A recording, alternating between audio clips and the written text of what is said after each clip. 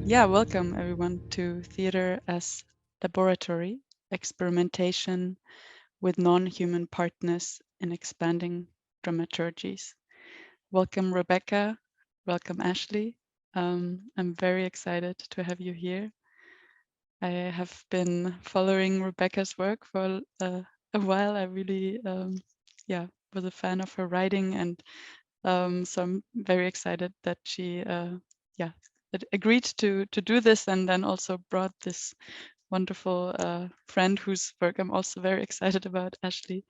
So I just want to quickly introduce, go through the plan very quick, because I guess you have read it. Also, it is in the chat. This is a 3-day workshop, which has public parts and parts for the workshop participants.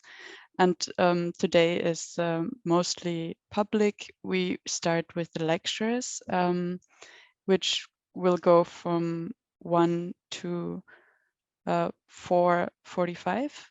And there will also be a discussion in the end, where I really warmly invite you to also take part, put question already in the chat, or speak up later. And so we will first go with a lecture of Rebecca Rouse, who will be talking about theater as laboratory for expanded human and non-human partnerships.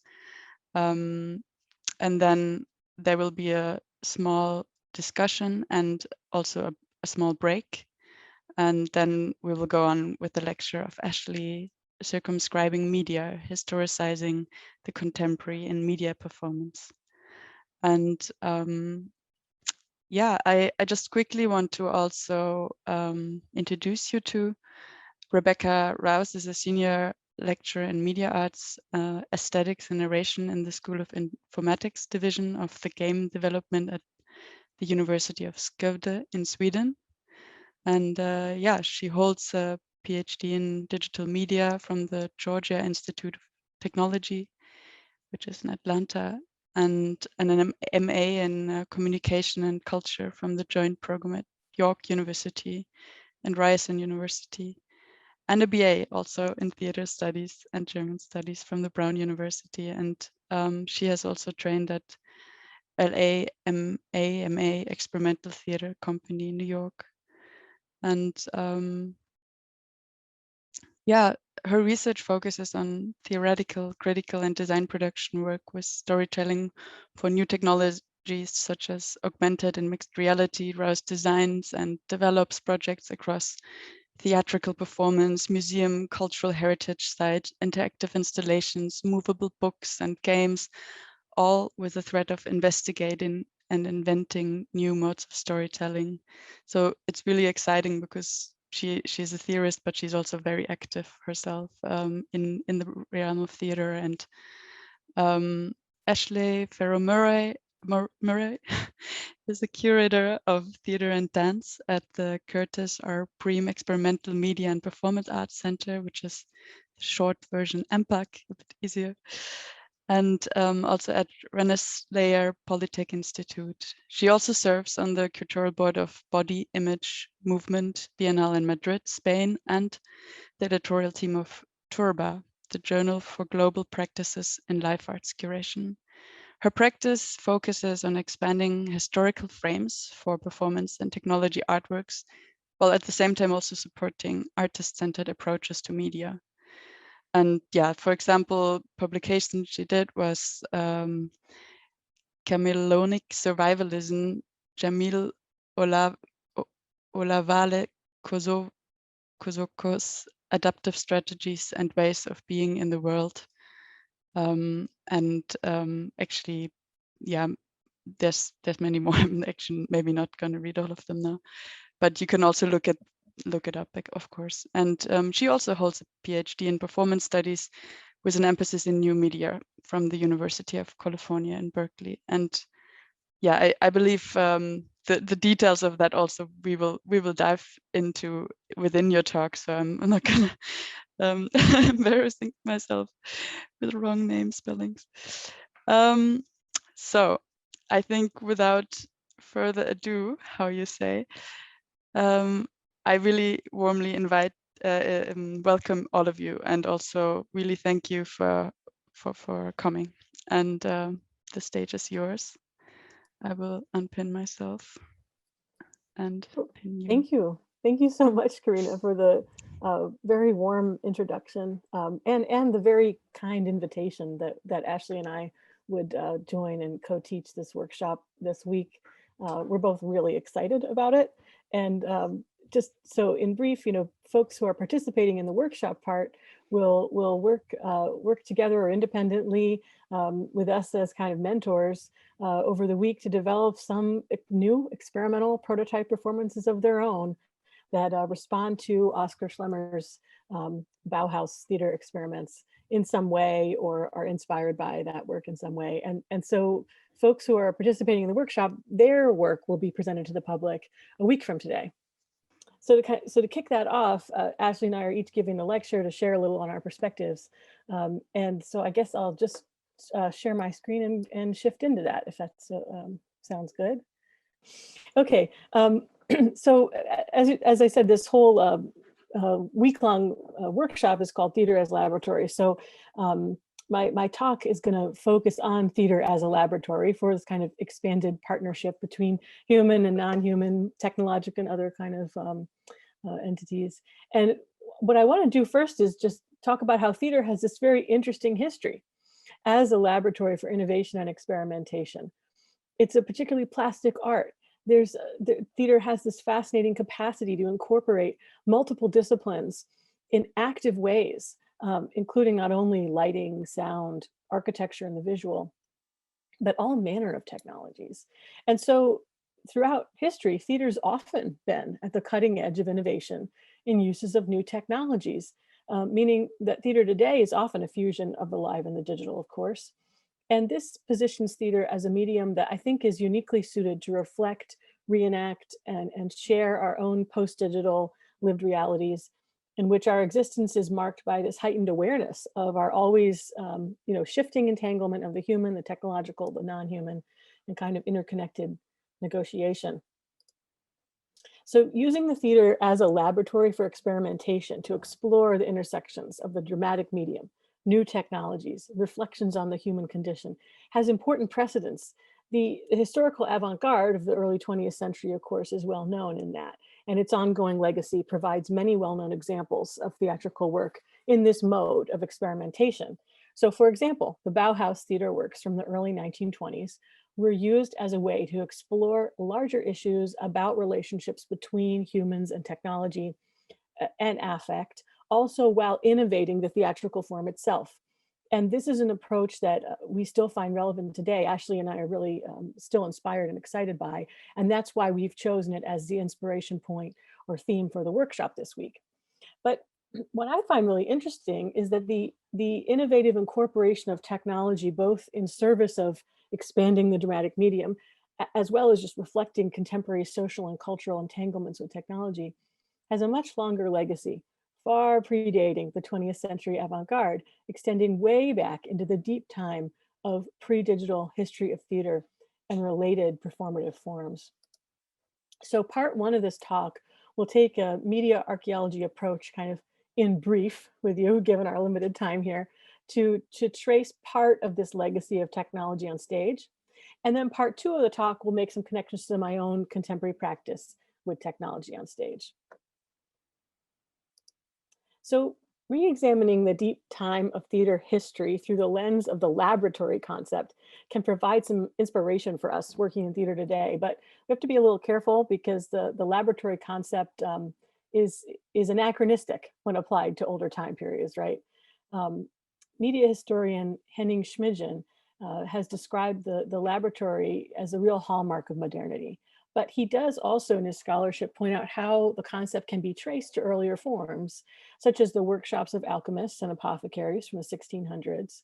And then prior to that, he looks at the etymology of the word, and the medieval Latin term, laboratorium, actually carried a different meaning, meaning simply work. And it was around 1450 that the term began to be applied to denote a monastic workshop space that was in tandem with the scriptorium or copy room and the dormitorium, the sleeping room. So you had these three kind of spaces for sleeping, for working on manuscripts, and a general workshop space, which was the laboratorium. So all manner of work could happen in that space, which is very interesting. And it's also not hard to see connections between the development of the scientific laboratory and history of related forms, including the museum, the observatory, and also the anatomical theater. We can see some early clear connection with the theater, of course, and both with scientific and artistic as spaces of display and performativity. And if you're curious about connections between the anatomical theater and history in particular, I recommend Micah Bleeker's research from University of Utrecht on that topic. It's very interesting indeed. So Henning Schmidgen's research is really useful to this conversation because his definition of the laboratory is very, it has some conceptual breadth that I think is useful for us. So he defines a laboratory as a special building in which experts utilize vast technical resources to investigate natural phenomena and processes. Well, particularly with the rise of a purpose-built theatrical space, such as the Globe Theater and many others in the early modern period, and the beginning of professionalization in the field, we can see the connections between the scientific laboratory and the theater, easily imagining this definition to apply to the artistic investigation of natural phenomena and processes, as in the exploration of the human condition. Interestingly, the uses of then new technologies in experimental ways in service of theatrical storytelling actually predates even the early modern time period and the rise of purpose-built performance spaces. So one example I'm really fascinated by is one that bridges the medieval and early modern theatrical aesthetics. And that was a 1439 staging of a liturgical drama to celebrate the Feast of the Annunciation, which is commonly attributed to Filippo Brunelleschi, the architect, but it's more likely was the work of a large collaboration between visual artists, craftspeople, and metal workers involved in the development of the spectacle. That type of interdisciplinary collaboration between a large group is a hallmark of many innovative works, of course, particularly those that make use of cutting edge technologies that are in early phases of development. That category of work kind of at the edge, could be understood as media of attraction, which is a term I developed to discuss media in emergent phases in some of my earlier research. So historical works that get created at these innovation points prior to institutionalization and standardization, they're often very difficult to research given the lack of documentation and archiving that's common for these emergent works. I mean, a lot of times folks don't necessarily understand the value of some of these early works and don't necessarily save or document them particularly well. And that difficulty in lack of documentation is certainly present in researching this performance from 1439 to celebrate the Annunciation. Although more recently, historian Nerida Newbegin has provided some very interesting scholarship with some breakthroughs in her examination of parish records, requests for expenditures for supplies to support these performances, as opposed to the majority of the other scholarship on this production, which really relies on a single source. And that source is Giorgio Vasari's discussion of the performance, which he wrote about 100 years later, meaning he never saw the performance himself. So other than Newbegin's more recent research on this production, which has taken a look at primary records, most of the scholarship on the performance is based on Vasari's discussion of it, which he didn't even see the show, but he's writing about it about 100 years later. But so to return to the few details we do have about this Feast of the Annunciation performance. So as I mentioned, it's in the 1430s. So the drama was a liturgical drama. It was not staged in a theater. This is before the time of really, purpose-built theaters like the Globe and others. But it was staged in the nave of several churches in Florence, Italy, and it was actually performed many times over many years. Vasari described the production as including the use of multiple stages within this basilica space, with this accompanying blurring of performance and audience spaces, which are seen as hallmarks of earlier medieval drama, but with this use of ingenious machinery, or ingeni, that foreshadowed the coming theater of machines in the Renaissance and Baroque periods. So the machinery in the spectacle celebrating the Feast of the Annunciation included devices for flying an angel over the heads of the parishioners, moving pyrotechnics, and a representation of eternity complete with rotating heavens called a paradiso. And that last component, the paradiso, was reportedly particularly spectacular. And Vasari describes it as creating the illusion of a sky full of living, moving figures and an infinity of lights twinkling on and off, which sounds very compelling, right? But so the precise details of the devices involved in the performance, of course, are to some degree lost to history, but according to these multiple sources from Newbegin and Vasari, included the means to fly multiple performers over the heads of the spectators, some suspended, some spinning in a stationary location, others moving across the length of the church ceiling from the entrance towards the altar, as well as the use of so-called cold flames that could be safely deployed in covered lamps and then revealed and moved throughout the space, without causing a fire, which is a big deal. All those devices were so advanced, they were regarded as wonders in their own right. And so the backstage tech from this show, right, was preserved for over a century, while the performance was actually remounted in 1470, in 1494, in 1565, and 1586, with continual improvements and additions over the years. Again, Newbegin's scholarship has unpacked all the receipts for how they paid for all that. And various adaptations were necessary to the machinery because the piece was performed in different churches where the spaces were different. So they had to adapt to that.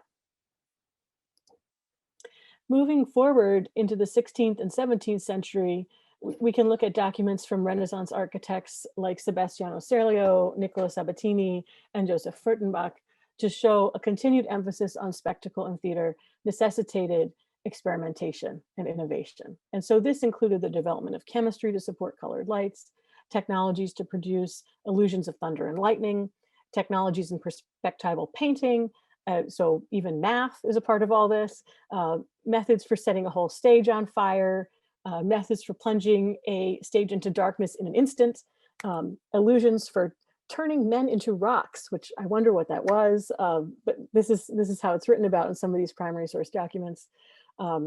Mechanisms for representing the sea, for making ships appear to sail on it, building dolphins that could spout water to the heavens, moving clouds and rainbows, more representations of paradise, the sunrise, and ghosts, to name only a few. So we could see that, theater is just deeply saturated in this technological entanglement throughout history.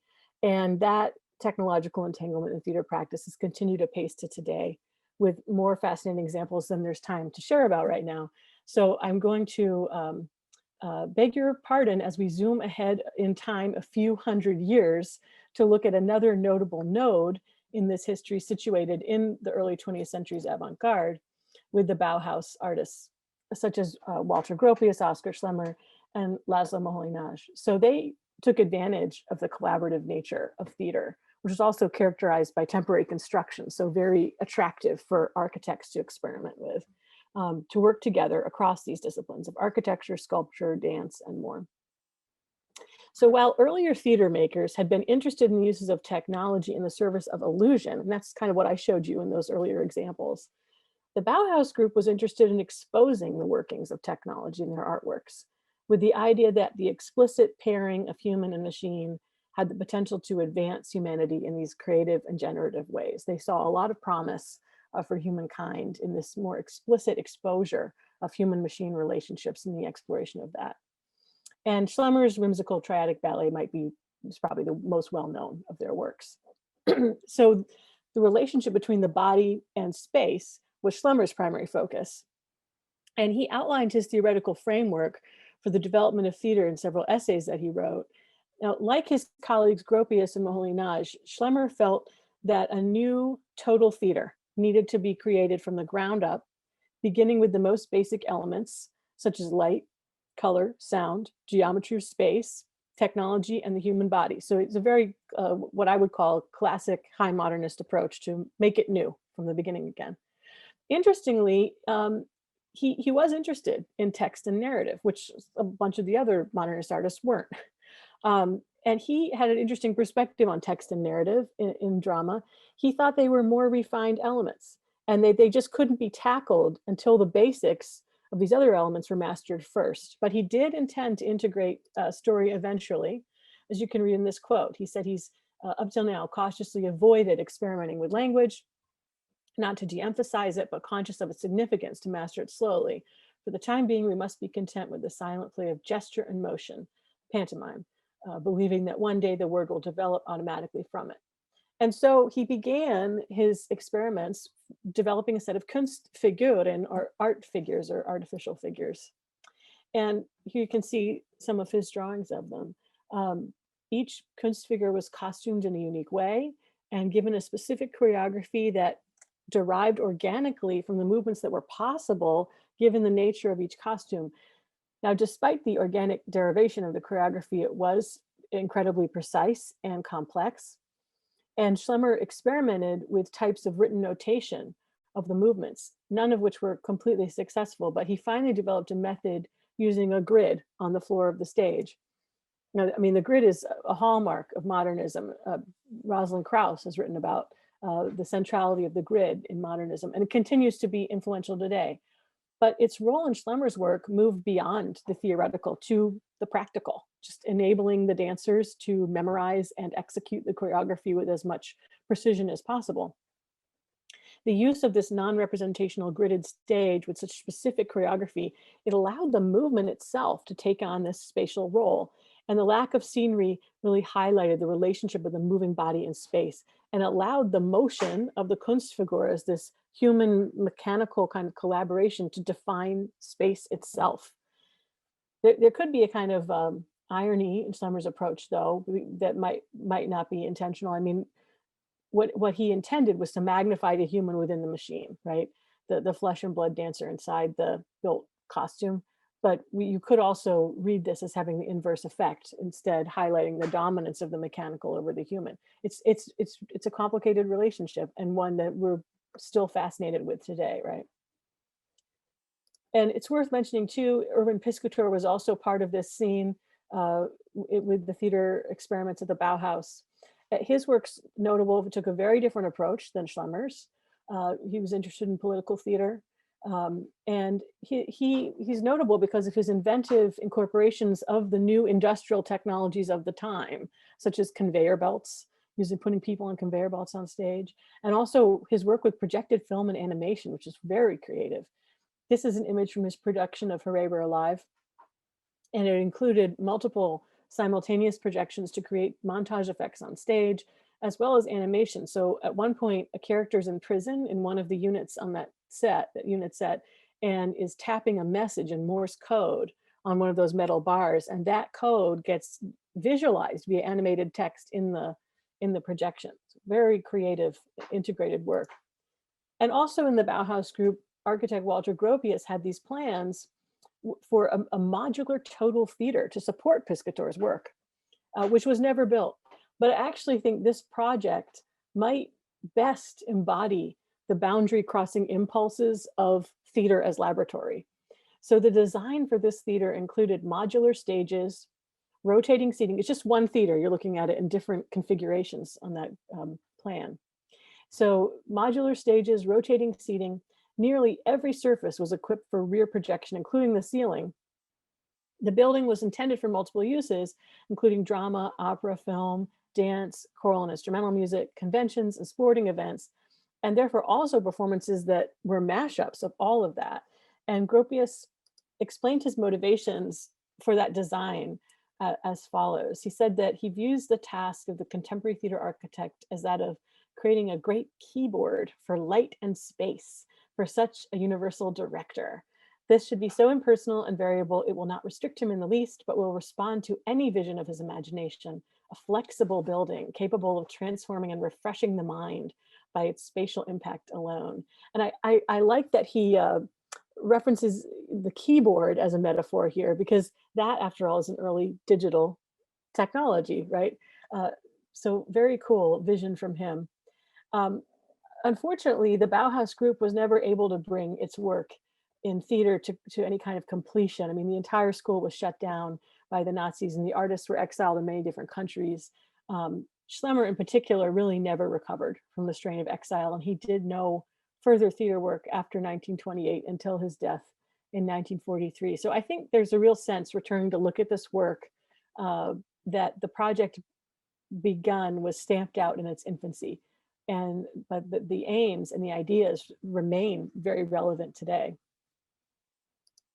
But several decades later, we can see other artists, take up this work very productively. Josef Svoboda, scenographer, was also renowned for his interdisciplinary approach in developing work in the theater as laboratory modality.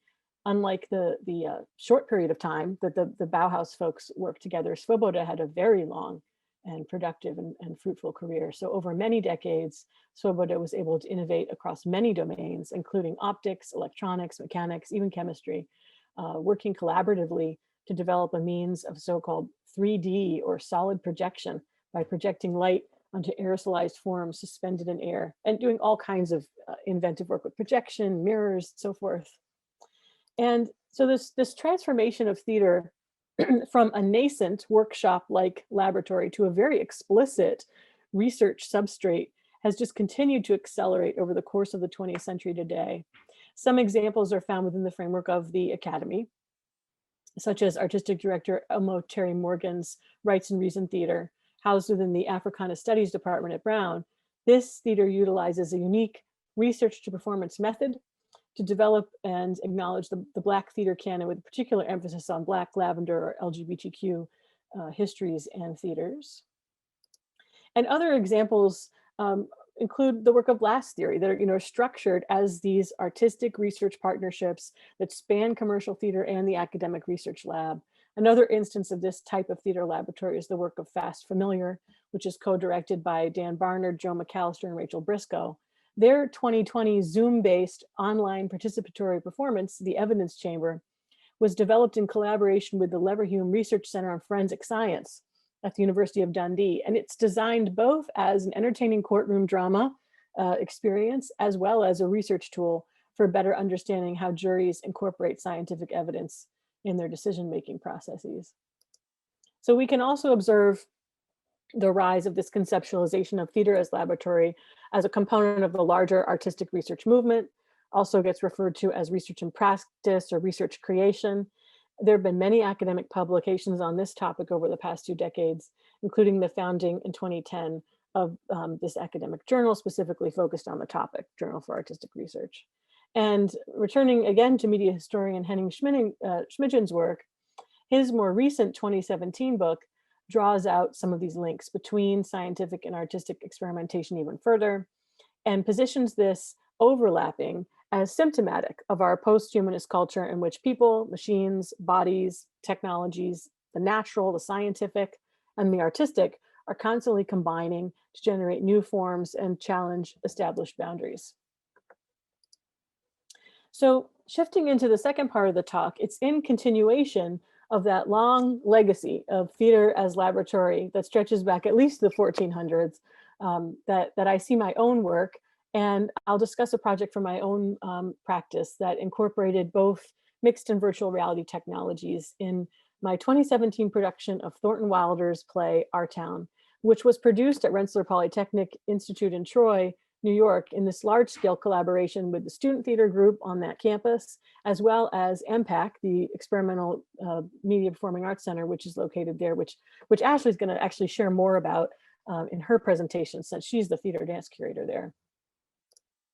So shifting gears to dive into Our Town, I'll share a little background about the play first, and so I can give you a sense of the how and why I would want to use some new technologies to present it and what I was hoping to achieve. And then I'll share some about our production process and how we made what we did, and a little bit from the final performances. So Our Town is a classic of American theater, and it was written by Thornton Wilder in 1938. And it tells the story of a small New England town that's narrated by this meta-theatrical stage manager character who appears on stage. So there's a technical stage manager, of course, to manage the production. They're backstage, but there's actually a character called the stage manager who's on stage, who's an actor in the production. And the story focuses on the lives of 2 young people, George and Emily, growing up, falling in love, and starting a family. This introduction to the town and the love story between the two young people takes up the first two acts. But in the third act of the play takes a very sharp turn, and Emily dies in childbirth, and the audience follows her into the afterworld. And Emily decides she wants to return to her life through memory.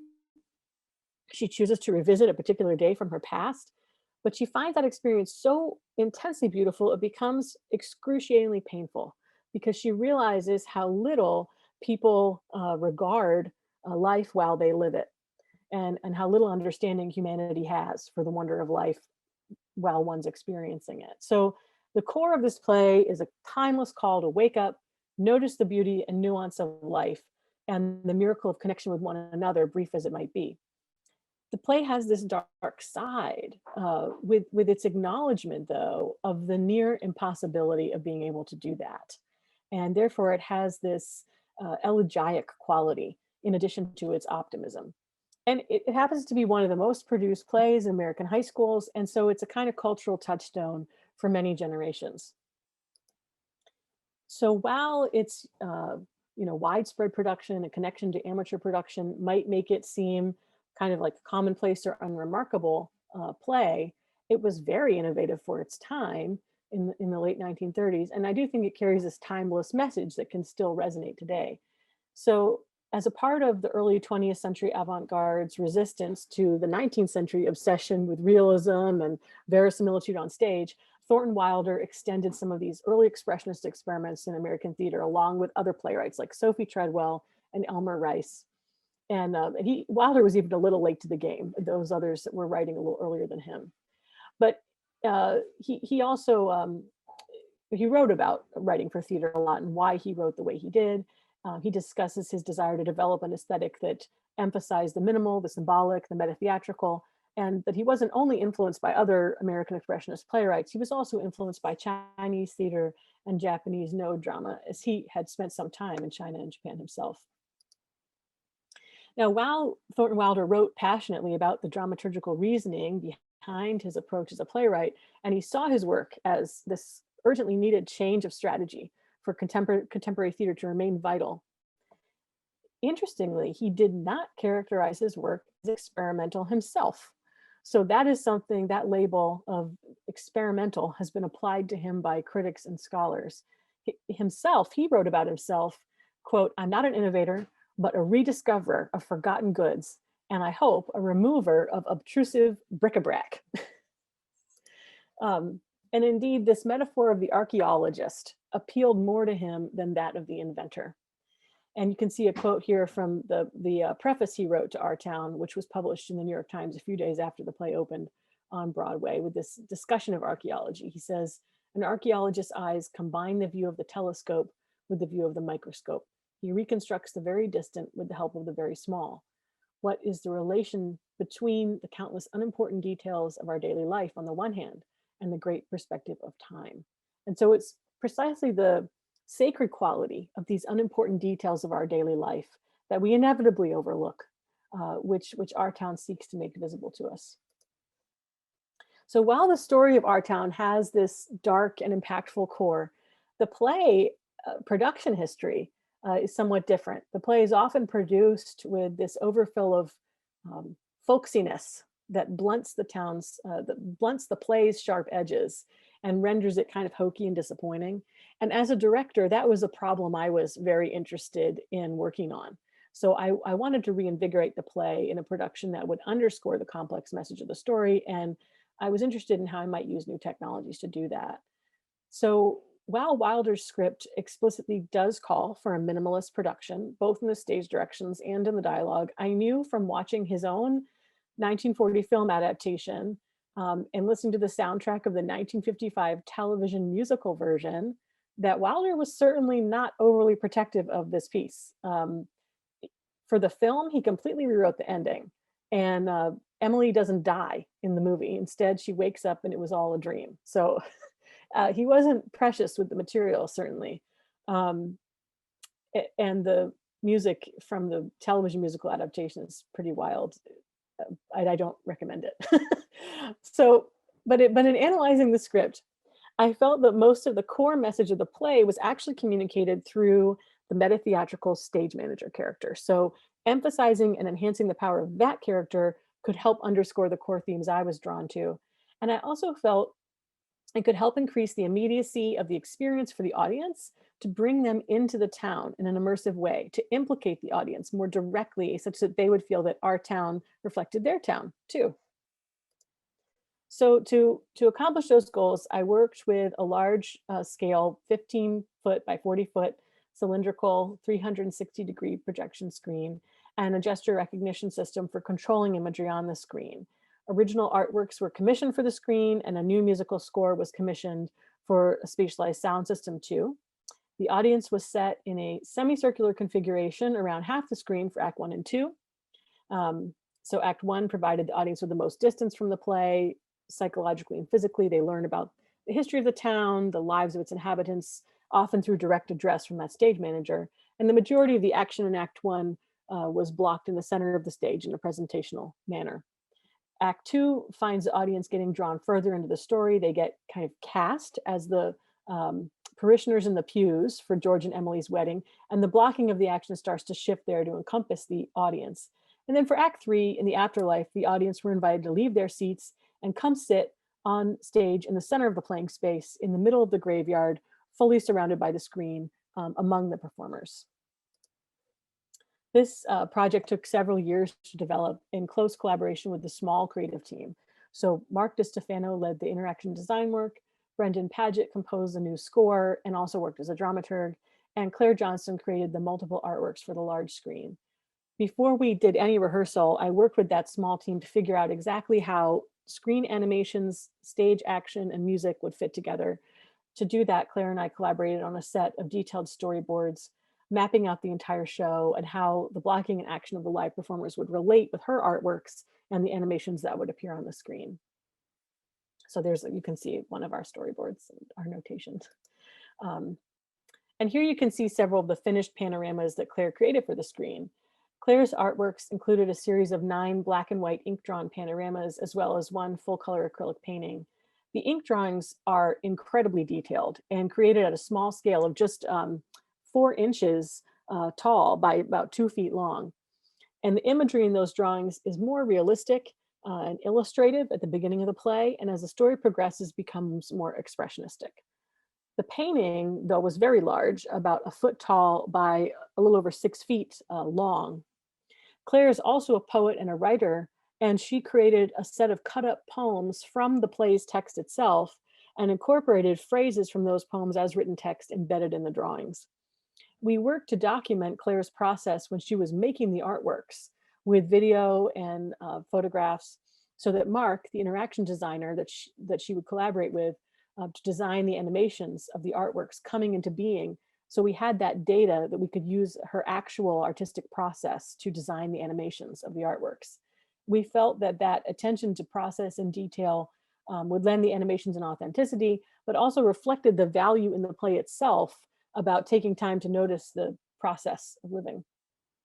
So Mark, the interaction designer, developed these animation sequences that were, in the end, in part procedurally generated. So inspired by her working process, but also using algorithms that he wrote, so that based on the speed, size, and intensity of the gestures of the actor playing the stage manager, they could animate differently for each performance. So the stage manager used a Connect to gesture to control what would appear on the screen. And this responsive quality of the system was really important to us. We felt it helped to maintain the liveness of the theatrical form and provide the actor with a technical system that was a generous partner.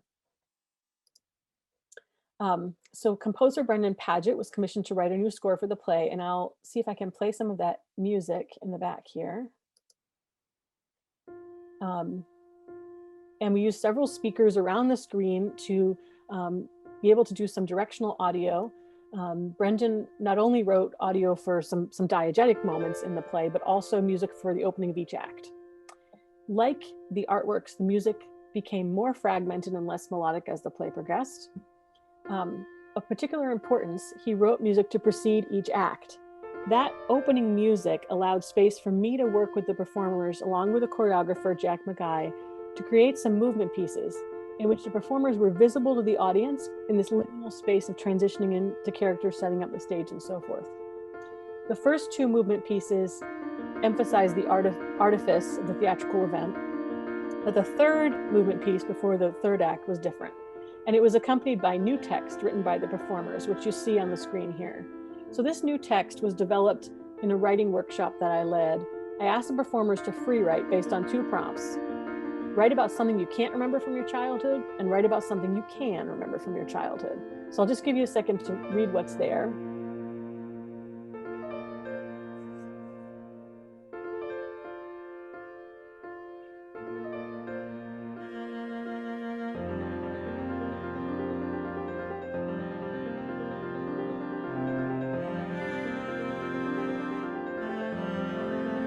So the idea with this text was to access the distance from another time and place in life, childhood in this case, as I asked the cast to remember what they can and can't remember from their childhood, and try to revisit their childhood, both with success and failure, experiencing both joy in memory and pain in what had been lost.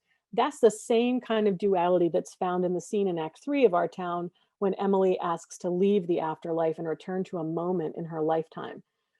So after writing a bunch of free writing texts in our writing workshop, the performers swapped pages with each other. They read each other's words out loud to the group.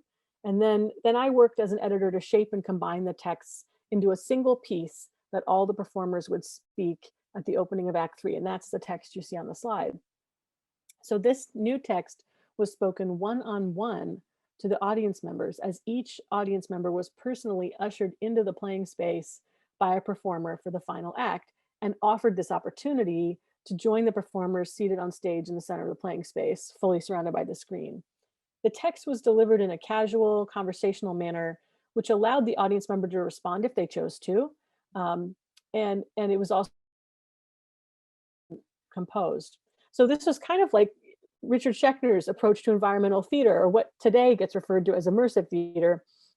These strategies were used in Act 3 to reduce the distance not only between the audience and the story world, but also to reduce the distance between the audience and the performers, even blurring the lines between performer as character and performer's authentic self. So this co-created text for the opening of Act 3 could be interpreted by the audience member as a kind of jumble of memory and forgetting present in the graveyard, the setting of the act, but it was also the very real memories and losses of memory of the cast of performers themselves.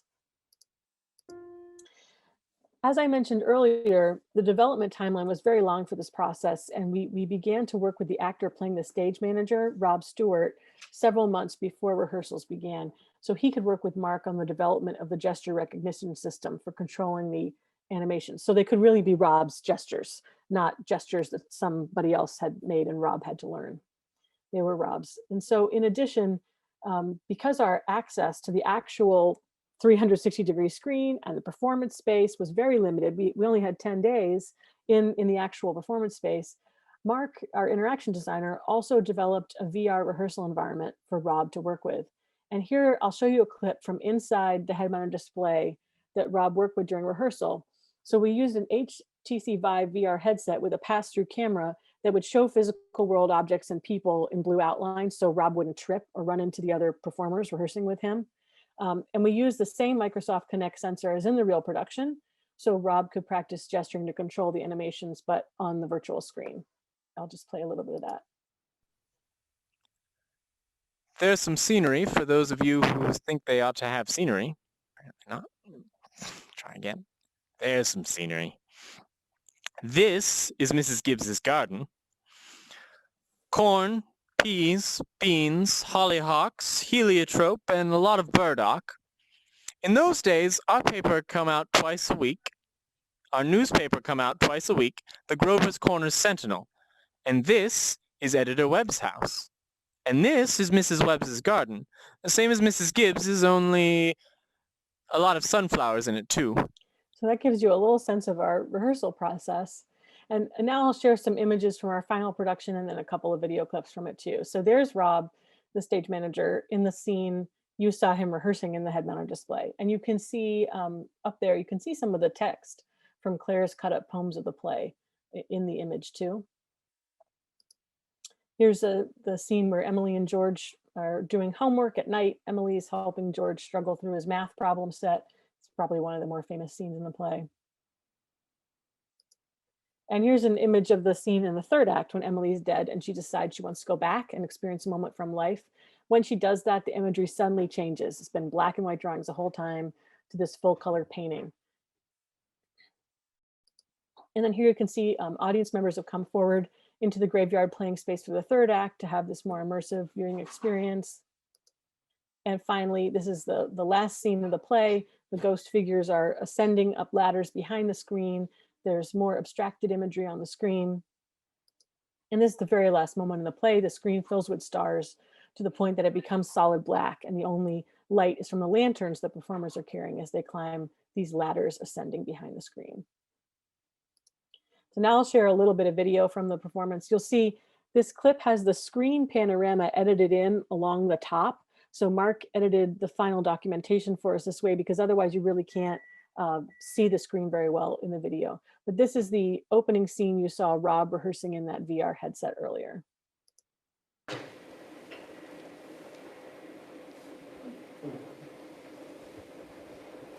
There's some scenery for those of you who think they have to have scenery. And this is Mrs. Gibbs's garden. Corn, peas, beans, hollyhocks, heliotrope, and a lot of burdock. In those days, our town newspaper come out twice a week, the Grover's Corner Sentinel. And this is Editor Webb's house. And this is Mrs. Webb's garden. They're just like Mrs. Gibbs, only a lot of sunflowers too. And right here is a big butternut tree.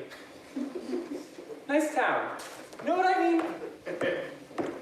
And then now I'll show you a clip from that act, that scene in Act 3, when the imagery on the screen changes most dramatically. So we've left the world of black and white ink drawings to this full color acrylic painting.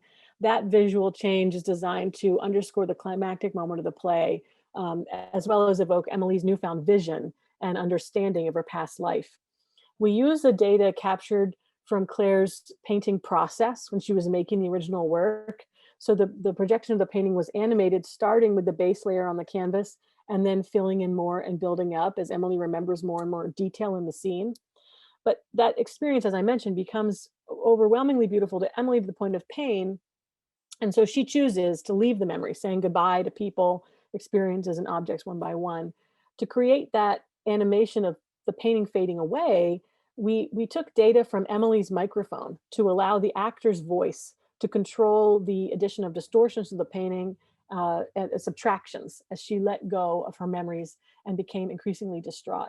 So since the memory was her own and she chose to leave it of her own volition, it seemed like an important moment to highlight Emily's agency here. And so this is the only time in the production when the screen was controlled by a character other than the stage manager. So I'll show you a little bit of that.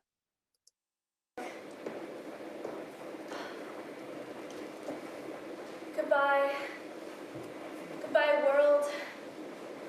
Goodbye, Grover's Corners. Mama and Papa, and to clocks ticking and Mama's sunflowers. Goodbye to new iron dresses and hot baths and food and coffee and sleeping and waking up. Oh, world, you're too beautiful for anyone to realize you.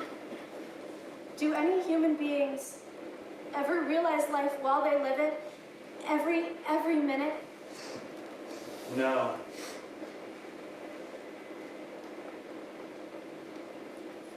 The saints and poets, maybe. They do some. I'm ready to go back. Were you happy? No. I should have listened to you. That's Okay. So in both cases of actor-screen collaboration, one through gesture and the other through voice, the technical system was designed to enhance the actor's expressivity and not constrain the actor as a cog in the wheel of the mechanism. The system was developed to respond in as generous a way as possible, given the technical and human constraints in that partnership. The ultimate goal here was a true partnership between the human actors and the machine, modeled on the same qualities that define human acting partners, as discussed in some of my previous research. So this intentional emphasis on responsivity as a system quality meant the animation system was capable of generating a different performance each night in collaboration with each performer. So while that production of Our Town used VR as a tool in its own laboratory style development process to enable the inclusion of these non-human performance partner, the gesture sensor and the screen system in rehearsals, I think there's similar opportunities for emerging media today, such as VR, to make use of the laboratory of theater as a fertile space of creativity to advance as a medium of its own. The plasticity of theater, as Tennessee Williams referred to it, or the polyscenicness that Svoboda described, makes the theater a uniquely flexible space for expression and wielded appropriately in the service of storytelling with dramaturgical integrity or even unity. Technological wizardry can inspire the sublime, as we saw in the Feast of the Annunciation. But as any puppeteer would remind us, it's also true in theater that a humble object can be made to come to life, and the movement of the human body through space can create unending architectures, as envisioned by Schlemmer. This slide shows Oscar Schlemmer's own expansive taxonomy of performance, which I think very nicely illustrates the plasticity of the medium. The use of symbol and metaphor can be particularly potent in theater, and it can even be understood as a core to the theatrical ontology as described by Thornton Wilder here, who said that when the theater pretends to give the real thing in canvas and wood and metal, it loses something of the realer thing, which is its true business. Ibsen and Chekhov carried realism as far as it could go and took all their genius to do it. Now the camera is carrying it on and is in great theoretical peril of falling short of literature. I don't think that Wilder meant film would fall short of literature in terms of economic power or cultural value, but rather in its ability to activate the viewer's imagination. That theme of developing a way of theatrical storytelling that was evocative and clear, but not overly prescriptive or preoccupied with verisimilitude, and instead intended to activate our imaginations, is a recurring theme across Wilder's writings on theater. So the main productions that I discussed here, the Feast of the Annunciation, the Dramatic Ballet, and Our Town, they all seek to harness the power of the elemental to activate viewer imagination, albeit in very different ways, right? I mean, the Triadic Ballet developed this unique partnership between elemental components of the body, movement, shape, and form to generate fantastical new human-machine spatialities in real time. The Florentine and Jenny utilized this large-scale spectacle and dazzle of cutting-edge lighting and controlled fire to bring viewers closer to the infinite through celebration and even rapture. Our Town instead leverages the small or the everyday to draw our attention to the sacred, and instead of the iconography of fire, makes use of rain as an elemental symbol in that play to aid the viewer in accessing experiences of loss, disintegration, and grief in its elegy for humanity. While the emphasis of the elemental and the symbolic is often central to theater practice, these qualities may be less present in other practices that are more focused on high fidelity representations of realism, such as gaming, that currently hold great sway over both the cultural imagination around what emerging media today might become and how design with new media is approached in practice. Unlike gaming, in which all elements of story are often organized in support of gameplay, theater is structured around story first and foremost. Even though technology has a centuries-long legacy of integration in the theater form, I think theater is at its best when technologies are implemented in service of strengthening the dramaturgical integrity of the performance. So in other words, I think the best theater makes use of technologies only as a necessity to help tell the story at hand. If storytelling is a key objective for emerging media design today, and that's certainly not a settled question, as opposed to the pure sensation of immersion or gameplay experience, theater could provide a helpful roadmap with its long history of technologically enhanced and even spatialized storytelling. And that's a whole other genealogy we could trace another time, from medieval mystery plays through the Italian Sacri Monti to 20th century theme parks and the environmental theater of the 1970s and beyond. That this slide shows some images of different historical examples of immersive storytelling and world building.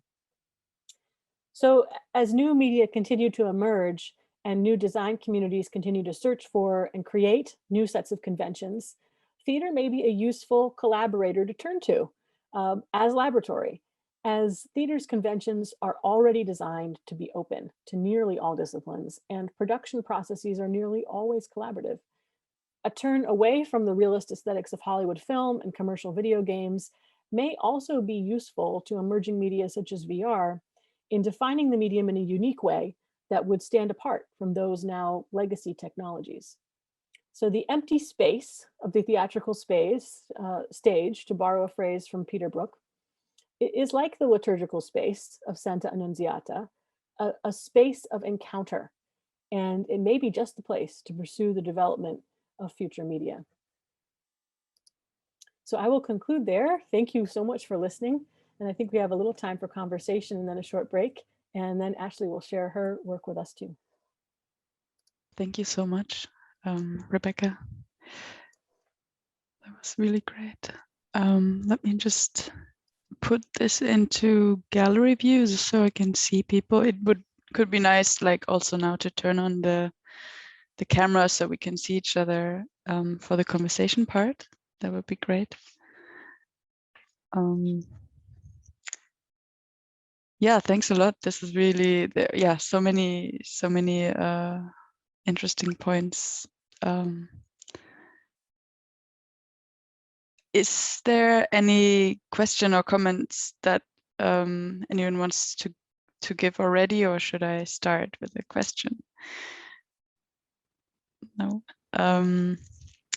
Yeah, I was curious how, because you drew this wonderful lineage of technology from illusion to then actually using it to reflect on our increasing entanglement with machines, and then also to immersive, for immersive effects, or really the almost creating situations of relationality. And I was wondering how you put participation in there, or also because we are moving more and more to participatory works, but also maybe this is not entirely new. And how do you see this connected? And yeah, I think about that a lot in terms of looking at those really old works of liturgical drama. So and participation, because even though we can see their technology is used to create an illusion, it's not an illusion like we go to see a magic show at Las Vegas, right? It's a totally different thing. So this is part of a devotional practice. And the reason representation has value there is because of the participatory nature of the devotional practice, and as a kind of aid in trying to access a higher plane or level of awareness, right? So it's not just spectacle or like just illusion in terms of getting people to say, wow, it actually operating culturally like really differently than that. It's hard to fully kind of grasp and understand what that may have been like for folks because we're so far removed. And yet I do think part of what's interesting about it is that continuity, that the participatory nature of performance is really ancient, right? Thinking back to ritual. And I mean, that's not an original point to make at all in terms of performance history and performance studies scholarship. But sometimes I think in the rhetoric around newness and technology on stage today, we forget a little about that. And that participation can take many forms and has done over the centuries. And I think it's interesting to think about the ways in which we might hook into some of those more ancient forms of participation. And what are we trying to do with our participation today? Is it just interaction? Like I interact with pushing a button, right? What does that mean? Or is the participation of somebody sitting and watching that Brunelleschi show in 1439, even though they weren't pushing any buttons, right? Is their participation actually a lot more meaningful than some of the interaction we might design today? Those are things that I just find very interesting to consider. yeah.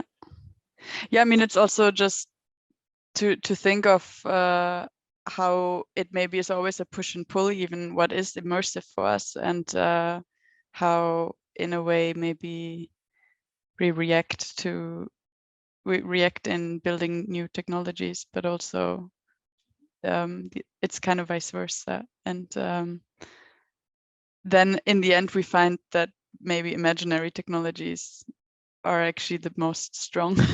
Like we can, yeah. So that's also I wonder also in which ways the idea of progress, like a progress where it always gets better and better, or we get better and better, or if there's also we lose certain practices, we lose certain knowledges, and we rediscover them. And yeah.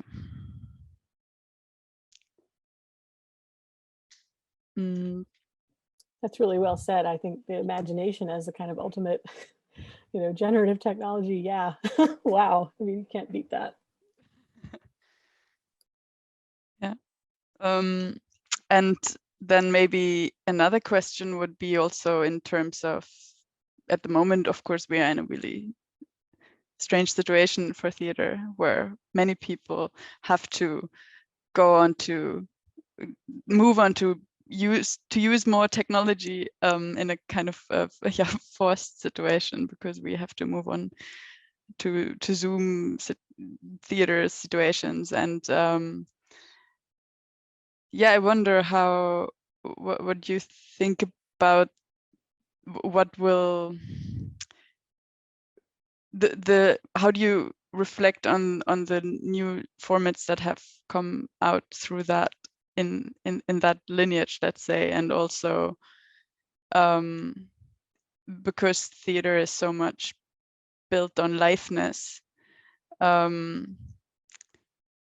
yeah, how do these medium almost prepare us even more for life in social distancing, or how does it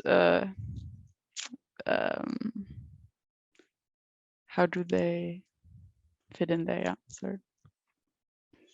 Well, we're still live, like right now, even though we're not together. Yeah, exactly. Thank God. So, I mean, I think there have been a lot of interesting experiments over this year plus, but I think there's a lot of room to still explore. And maybe things haven't been quite as radical as I thought they might have been. I don't know. I'd actually be really curious to hear what Ashley thinks about this, because I think that, Ashley, you have even more of a direct connection given your curatorial role. So I would love to hear your thoughts. Yeah. And I'll talk a little bit about one of the sort of case studies that I'll talk about in my talk. And as Karina, you're asking this question, I'm realizing I might delve into this a little bit more deeply, but okay, cool. One of them does take us post-COVID and kind of exploring an artist response to the current moment and virtual and interactive performance in other ways than in person. But Rebecca, I really appreciate that point that you just made about us being still live. And one of the things that I've noticed most about this time is that I hear colleagues between the theater and dance fields lamenting the loss of liveness, when in fact they're lamenting the loss of in-personness. And I think that distinction is extremely important as we continue to explore the impacts of our sort of real-time gestures with one another, and the limits of those, but also the possibilities of them. And I think, Rebecca, you're right. You said, like, what am I trying to do with participation today? And this discussion sort of started off with this idea of the push of a button. And I think precisely that, and I'll talk a little bit about this in my presentation as well, but this notion that there's this extended history of this work, and then in fact it's not new at all, and then really recognizing the implications of what the contemporary type of participation today is doing, and does it actually fall short of the innovation of times before. I mean, I'm consistently struck and pulling myself away from fetishizing the types of images that Rebecca shared with us at the beginning of her talk in terms of sort of historical, interactive, and malleable theatrical models, right?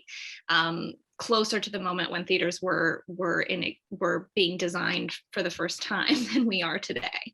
And so I'm just like, I am perpetually interested in the sort of analog and mechanical as opposed to virtual and digital, which you'll absolutely see in my talk, but I think it's because there is so much possibility there.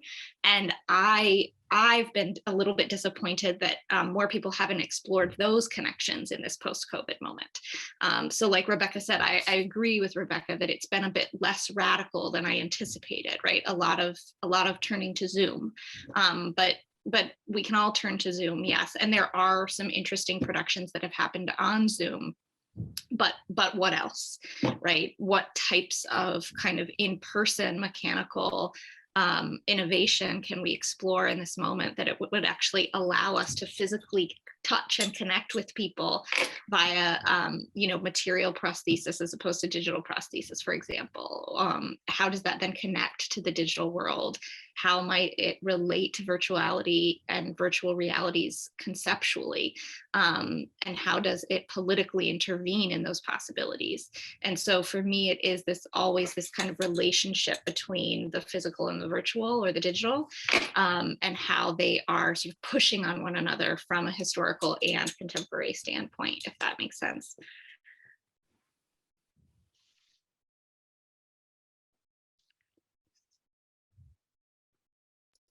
Chakal, please jump in.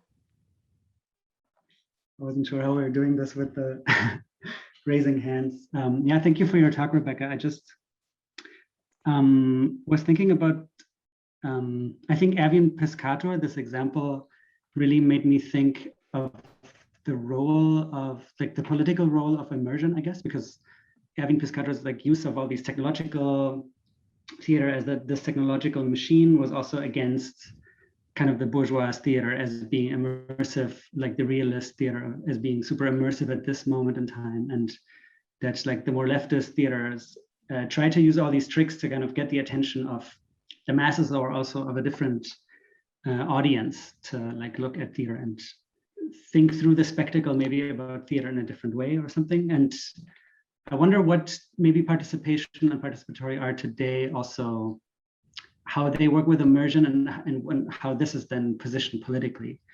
And when the theater as laboratory becomes part of academia and becomes like introduced, into academic, I don't know, discourses and the way knowledge and power is produced there.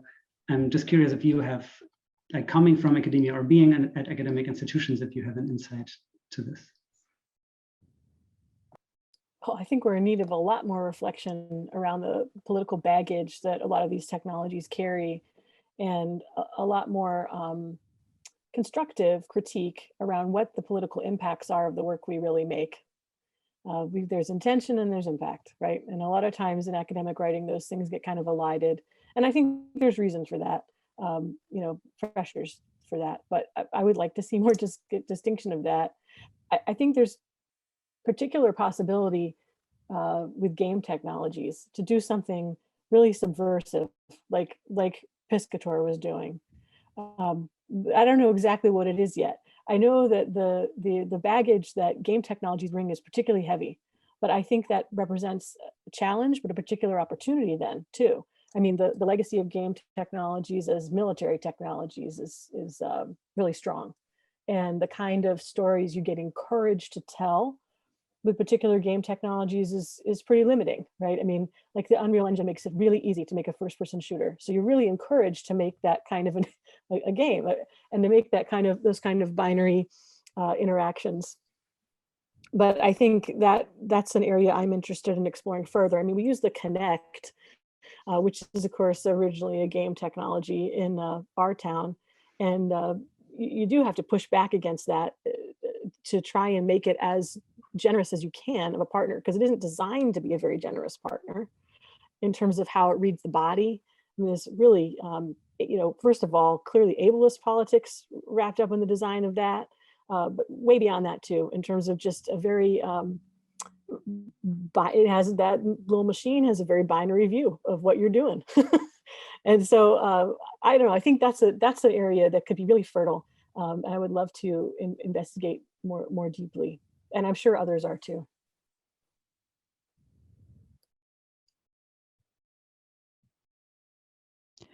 Yeah, maybe there, could you maybe, because I know you probably will also go more into this even still in the workshop, but could you maybe one more time say in your own words or sum up like what makes for you then the difference in working with technology as a partner as opposed to it just being a tool? Where are the boundaries there in the way I relate to it as a theater maker or even as an actor? Yeah. I guess I'll just say really briefly, I think, there's you probably know the film Modern Times, Chaplin ends up getting crushed in the machine.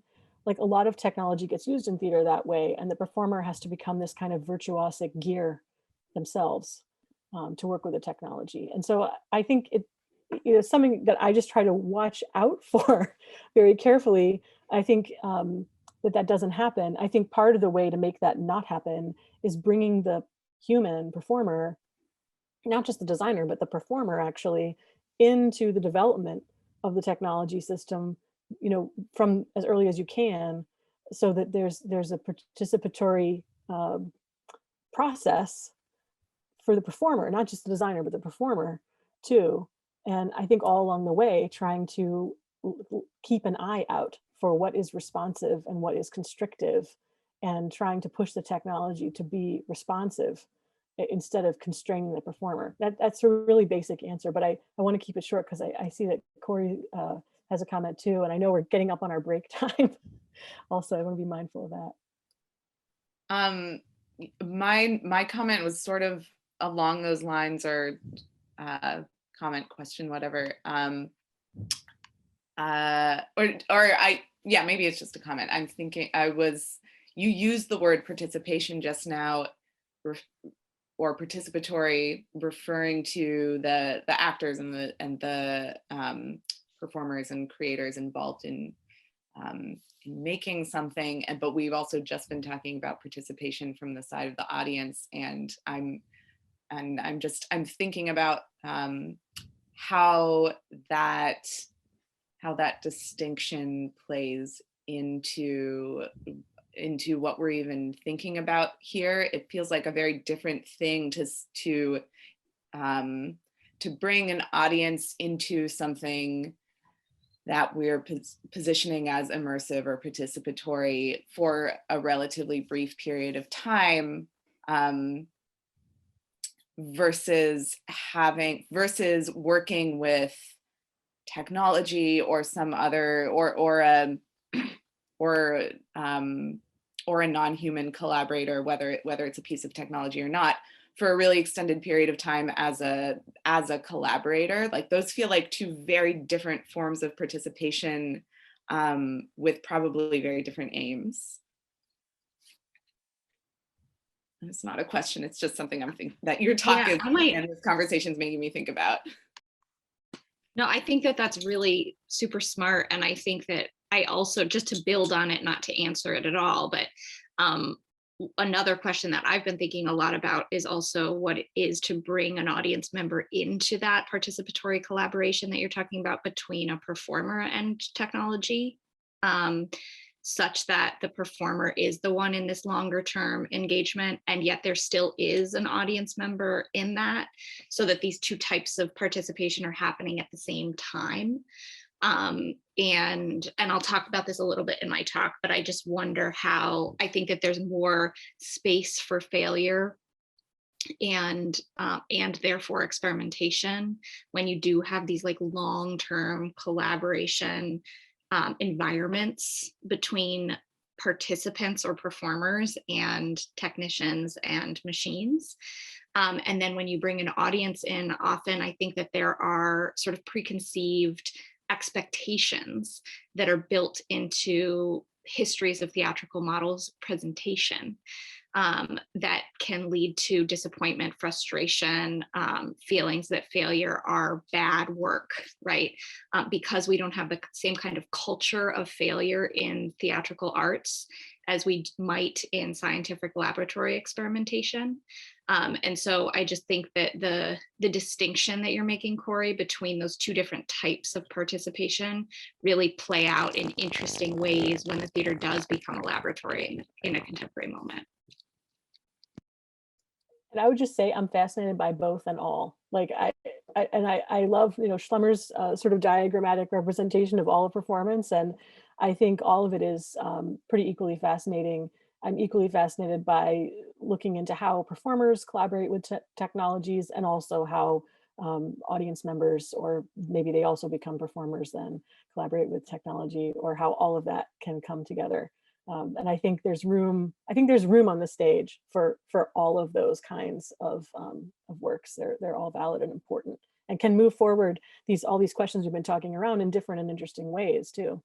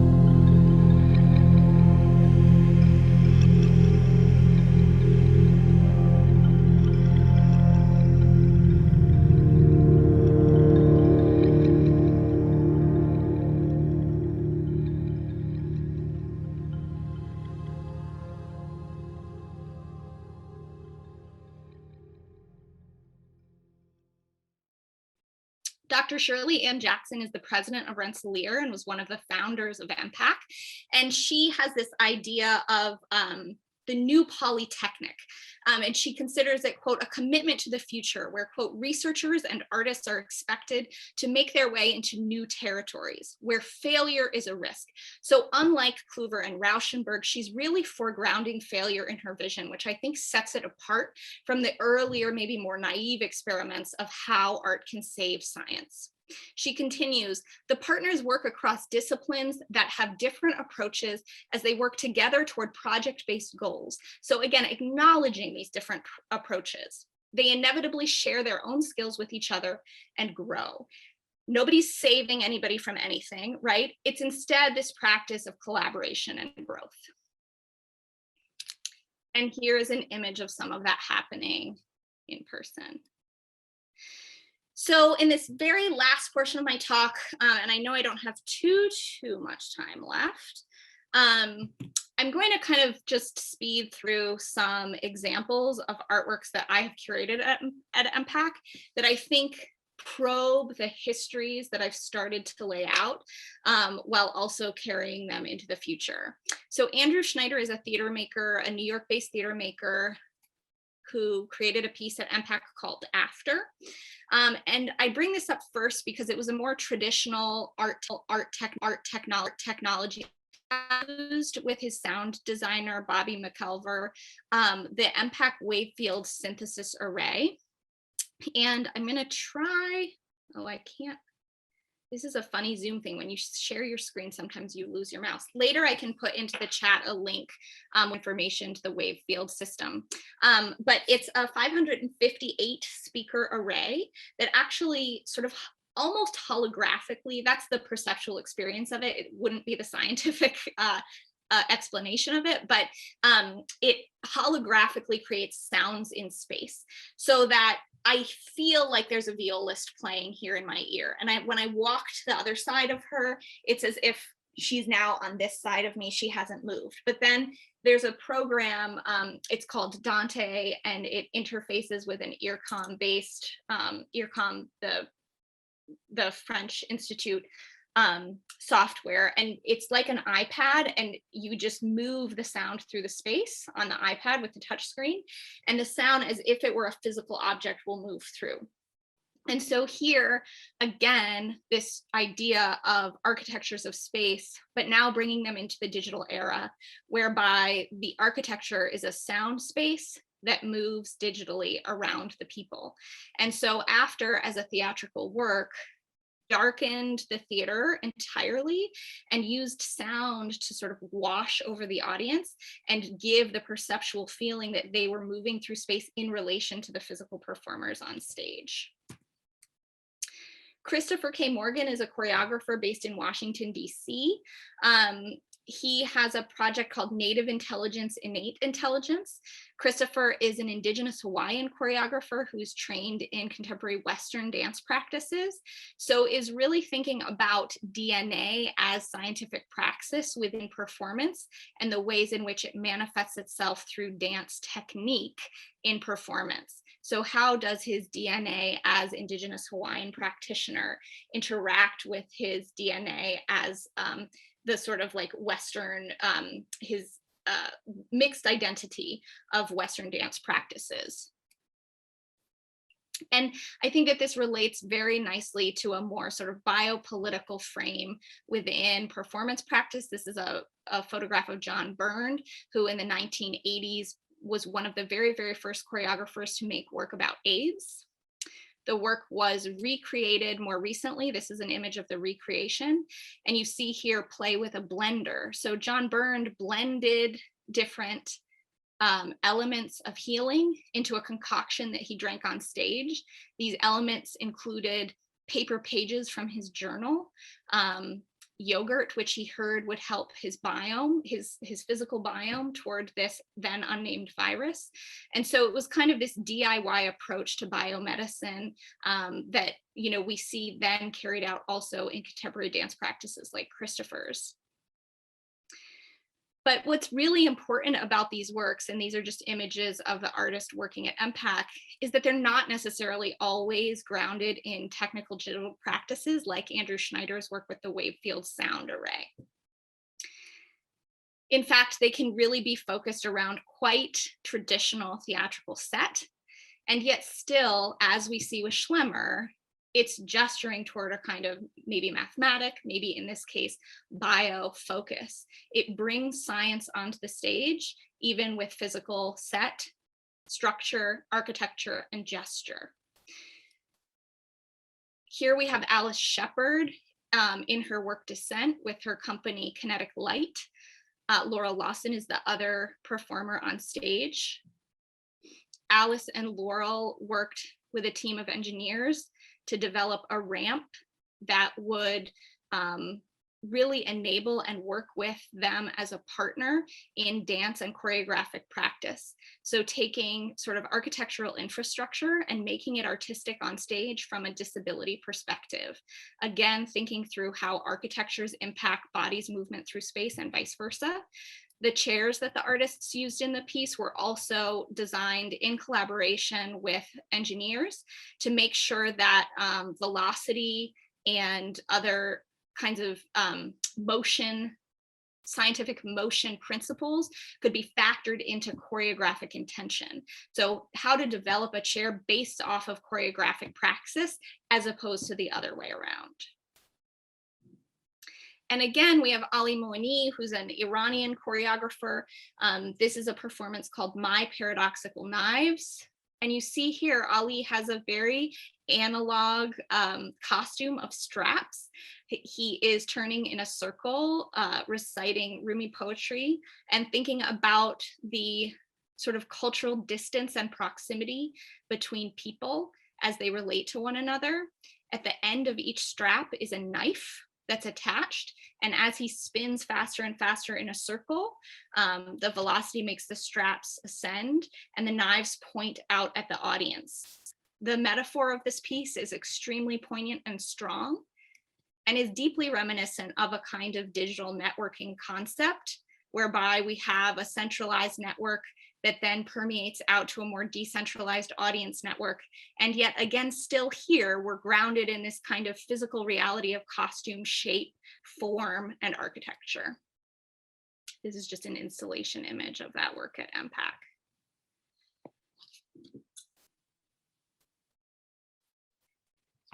And as we get to the end of my talk, because I know we're running short on time, I'm going to kind of scan through a few images. Here, one of the papers that we have assigned for the course by Johannes Berenger talks about Oskar Schlemmer in terms of some contemporary choreographers. One of them is Trajal Harrell. And he talks a little bit about how Schlemmer made possible space for performance that foregrounds less proscenium action, like, for example, the runway, the fashion runway. And this is an example of Trajal's work in which he foregrounds fashion runway as the kind of defining architectural anchor for his performance. And importantly, Trajal really foregrounds the racial and sexuality aspects of voguing and what that performance looks like. And then finally, Jamil Alawale Kosoko is an American Philadelphia-based artist who has worked in the opposite fashion as bringing the body into spaces of mediation. Instead, he really works with taking inspiration from media imagery like Hollywood cinema and televisual practices, and then re-embodying those mediated bodies on stage. And I'll end with these images of Jamil in his EMPAC curated Chameleon, because I think that this costume work that he's doing is so beautifully reminiscent of Schlemmer's work in Triadic Ballet, whereby Jamil uses fabric anchored in space to sort of shape shift the body in time, and is doing so from a particularly queer Black American perspective that I'm happy to talk much more about in the questions. And as I mentioned, Jamil is someone who was planned to have had a premiere at EMPAC right as COVID hit, and so has now translated that very physical costumed practice into the virtual realm through Discord performance practices and experimentations. So I'm happy to talk about that resonance more in the questions later. And with that, I think we'll open it up.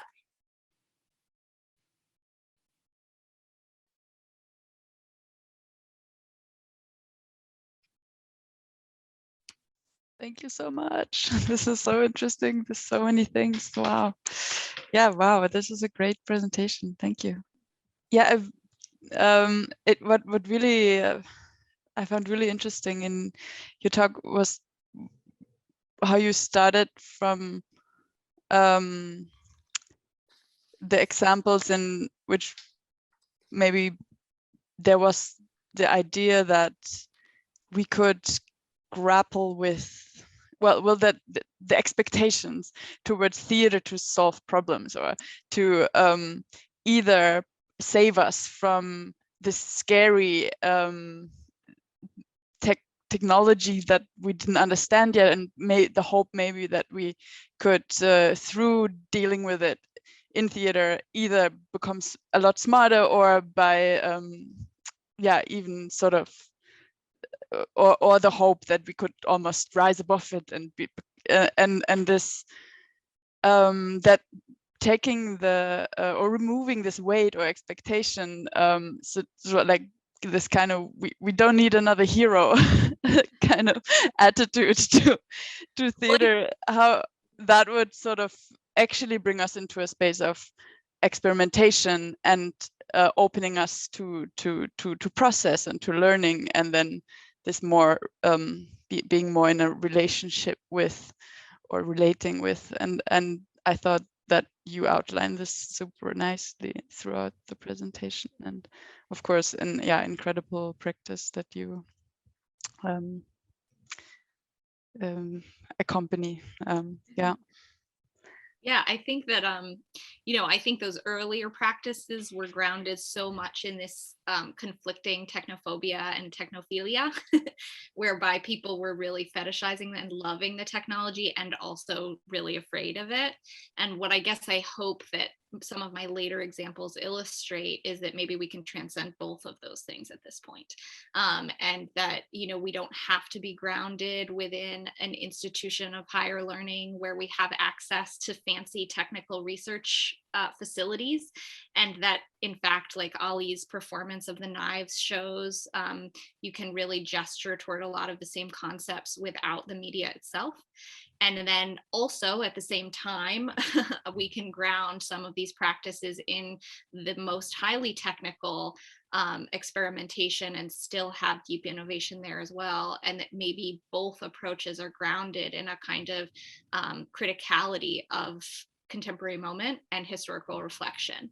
And I think that the contemporary artists that I shared are still making strong proposals for futures, but without the kind of maybe naive perspective that something might save someone from something, or that we should have this expectation that performance transcend reality, when in fact these performances illustrate that performance is grounded within reality and is a space to develop critical thinking through, you know, practical experimentation. Yeah.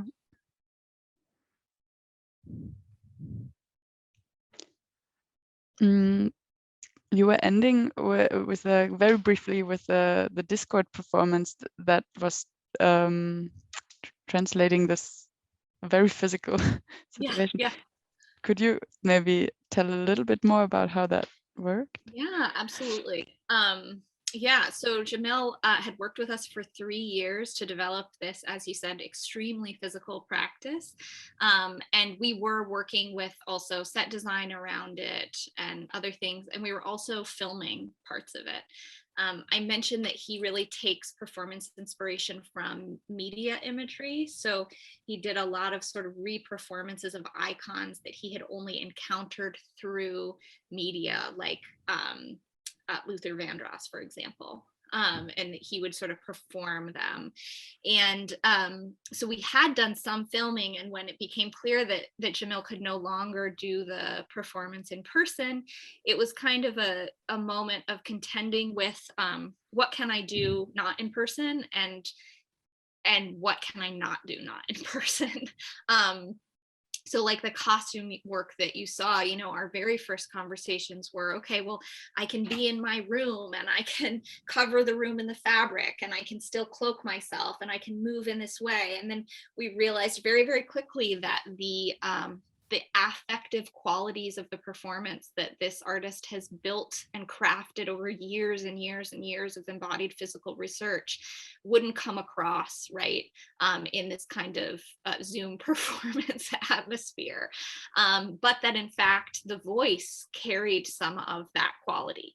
And so Discord was a really nice venue for us because it's such a vocal space, and it became a kind of interactive radio play where the artist performed vocally and shared images and clips and archives. He also has a deeply archival practice, so was able to integrate more archival references via linking to people, you know, linking people to things and creating a sort of textured fabric of resources that way. And certainly the work became something entirely different. It was never meant to, nor would it ever have communicated the live performance that he designed. And I will say that, you know, we're still in conversation and we're still really contending with, okay, well, now what's the future of this work? Because he doesn't feel that it necessarily could or would want to be performed as we had intended on, you know, March 1st of 2020. And as soon as March 13th hit, at least in the US timeline of the impact of COVID and what our understanding of its impact would be, now things are different. And so even the physical performance, even when we are able to gather in person in a proscenium space, it will have changed because, as I said, it's built within the moment of reality, and reality has shifted and time has passed. And so again, it is this kind of like coming together with our engineers and his collaborators to figure out, okay, well, how have things shifted? And I think, Shannon Jackson is a performance scholar who I've worked with, and she talks a little bit about how even performance that does not define itself in terms of media today is still media performance because of our contemporary moment.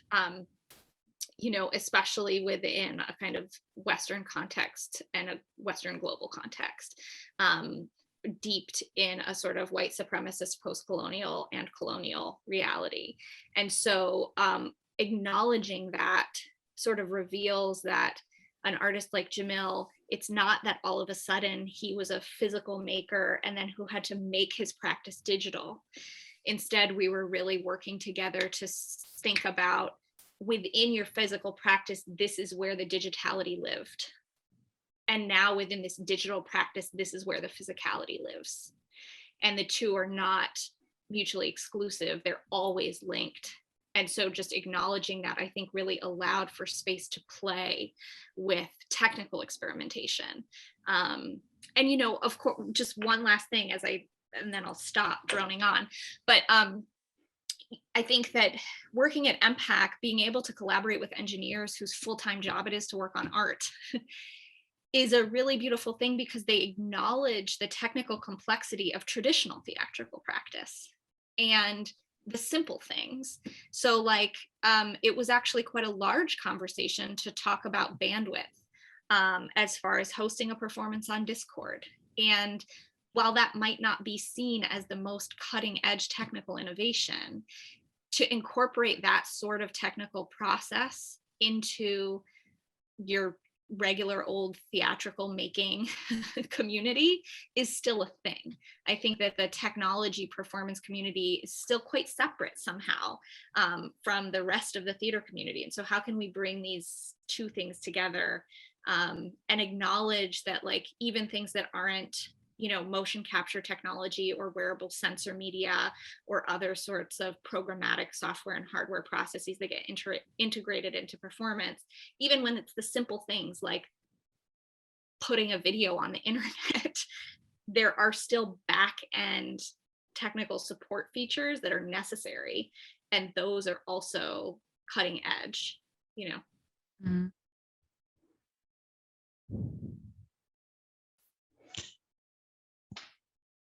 I would even go farther than Shannon and say it's always been all media performance. Yeah. I mean, it's always been in this technological soup.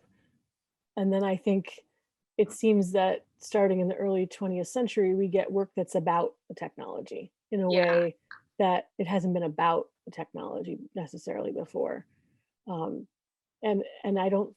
I sometimes feel like from that part of the field, there's this kind of paradigm that it all must be about the technology today. But I don't agree. I actually think there's still room for work that's about a lot of things. Exactly. But can still be reflective about how it's entangled in technology. Mm-hmm.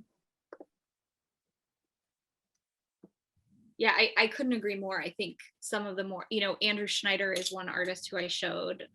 He's very much considered a theater and technology artist. And people think of his work as making work about technology in some ways because it's so deeply integrated into his practice. But having worked with him in development and EMPAC, I was so interested and relieved to see how for him, it really is just another theatrical tool. And his work is about other story frames, narratives, communicating emotion, experience, perception. And he uses technology to do that. And in that sense, I think you're totally right, Rebecca, that it's always been a media practice. And in some ways, it was always about the media because in the early days of designing theaters and figuring out how to create performance within that technical infrastructure in a way that was making performance about technology, because it was making performance about the theater, which is a technical element. Or even from a Brechtian perspective of sort of revealing the infrastructure. In a way, you could say that he was making theater about technology, because he was making theater about the technology of the theater.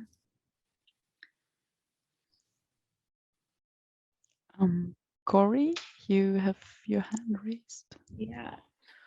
I have been thinking about, I work with this choreographer, and a few years ago we had a conversation where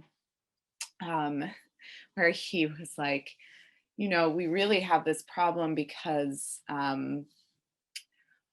once upon a time, theaters and opera houses used to pretty regularly burn down. And the burning down of the opera house was an occasion for, I mean, just by the if you were going to rebuild it, like, you were going to naturally rethink it in some way, even if minor, or think about whether you even needed to rebuild it again. And then he was like, and then we invented the fire sprinkler, and now they don't burn down anymore, or they very, very rarely burn down. And so we don't have this sort of enforced kind of cyclical opportunity to rethink our institutions, just sort of as like everything that comes along with the brick and mortar of the institution, and then it as an organism that is sort of self-perpetuating, that wants to survive, and so it will take on, it has a life of its own, and will do everything it can to continue to exist as an entity. And since we're talking about COVID and what has or hasn't been radical about the theatrical response to COVID, and the pandemic is in a sense a temporary. It's not an actual physical burning down of these spaces, but it is. But in a way, it is. But they still exist, right? So they still are like pulling us back, and we have this relation of nostalgia for them. That's like a very present kind of nostalgia. I mean, it's not something that I've really thought through in depth, but thinking about the theater as this sort of space of experimentation, also with technology and encounter, and like and a place to try out sort of new realities, like what's our relationship in this sort of space and chance to these institutions that have sort of burned down, but are waiting for us are just sort of waiting for us to come back to them. Should we go back? Mm-hmm. It's a beautiful question. And it's really interesting because Jacob's Pillow is a dance venue in the US that has a long history back to Ted Shawn, and their theater burned down in November. One of their theaters, and a beloved theater in the dance community. And so it's just funny because I've actually been in conversation with them quite a bit about the rebuilding of that theater.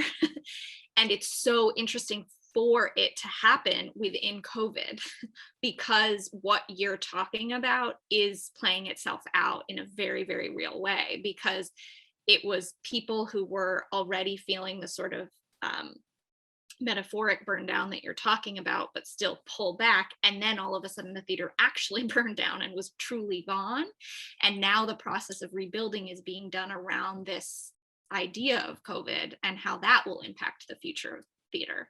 And the conversation, they're hosting sort of thinking sessions with other like curatorial and technical colleagues, as well as artists, to say, what do you want the future of the theater to look like? Because we have to rebuild our theater that burned down. But now that COVID's happened, what does it mean to be rebuilding a theater. And it's interesting because in those conversations, I've heard different approaches, some people really wanting to embrace much more a kind of technical virtual theatrical engagement future, whereby, you know, like, how can we beam people in better? How can we, how can maybe seats have screens on them and you buy a ticket to a seat, but then your screen shows your face so people who are there in person can come over and say hello, so that we, like, you know, so that we preserve the in-person social atmosphere of the audience, even if not everybody in the audience is there.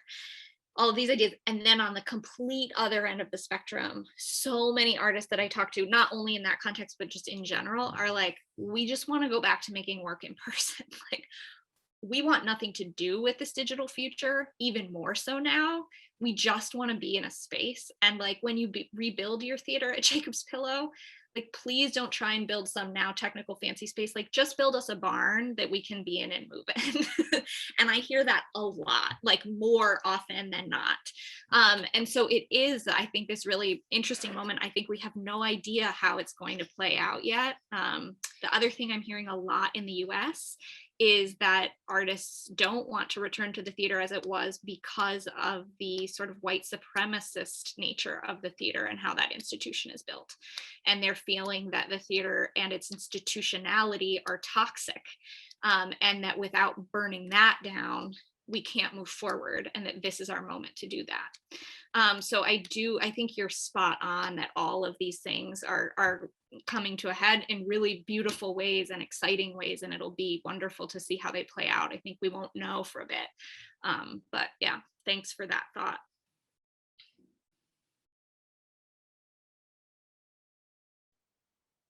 I can add too that it's maybe a moment, you know, it came up a few times over the course of our talks and the discussions, but thinking about taking risks with Zoom performance, and thinking about risk as it relates to this current moment of digital exchange, not convening in real person time, but convening in real person time online. So just using it as an opportunity also to innovate with the form a little bit could be really exciting to see, if you have ideas about how sort of Schlemmer's approach to shape and space in physical space could be translated or could disrupt online performance, could be maybe interesting too. So with that, maybe we'll conclude. Yeah, it's been a thank you. long morning or afternoon. It's morning here, but It's wonderful to meet you all, and I'm yeah, really likewise. excited to continuing the conversation on Wednesday and in between time on Discord. Yes, thank you a lot. Thank you for your talks. See you soon, Yeah, for sure. thanks a lot. Yeah, thank you. Thank Thanks for coming. you. See you. Thanks a lot, everyone. Bye. Bye. Bye. Bye. Bye-bye.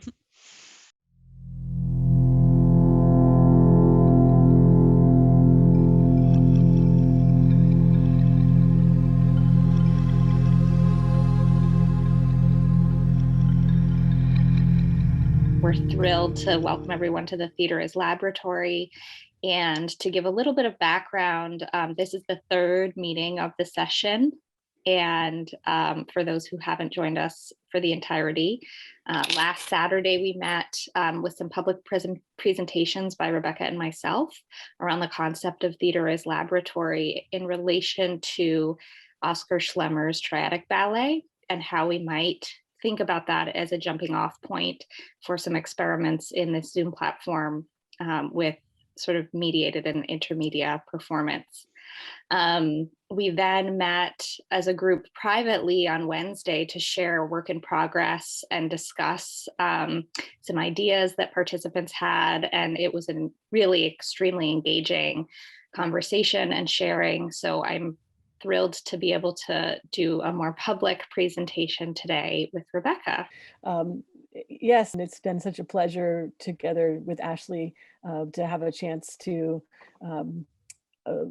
facilitate this workshop and see all the creative work in progress, which we're so excited to share with you today. And I don't want to say much more than that, but just to get to everyone sharing all the interesting, beautiful and provocative work they've created over the week. And we will begin with Tara Burns, Liberating Schlemmer. And I would like to offer a brief introduction of this work.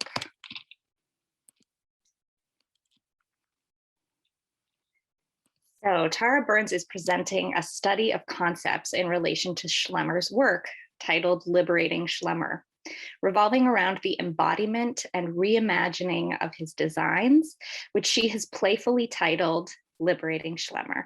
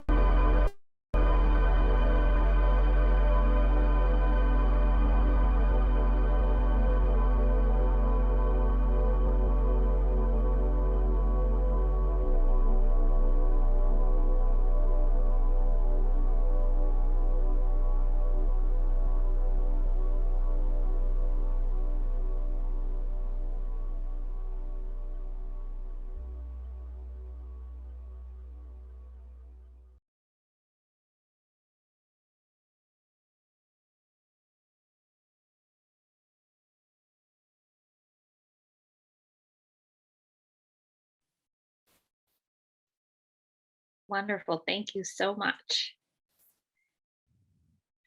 And next, I think we'll introduce Nina to introduce themselves. Yeah, thank you. Yeah, so I made this work based on patriotic ballet and the talk we got last Saturday. It is recorded on Zoom, so I've been able to like play with my own screen presence to make like little improvisations or scenes that I've edited together to a 3-part piece set to the music of John Simon. A number called Edge of Illusion. The piece explores the creation of different kind of characters from different materials, and also plays around with the symmetric shape and movements in relation to the camera, and like spatial distance and different textures, as again presented through a Zoom camera.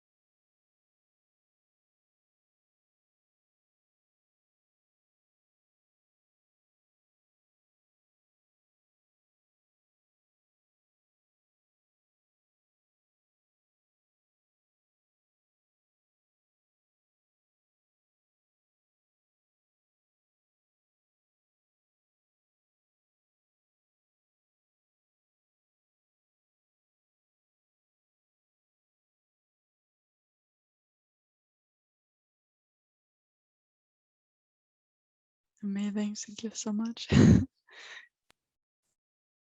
you. No, that was wonderful. And Mathilde, I think we'll turn to you. Hello. Congrats to both Tara and Nina. I really enjoyed both the performances.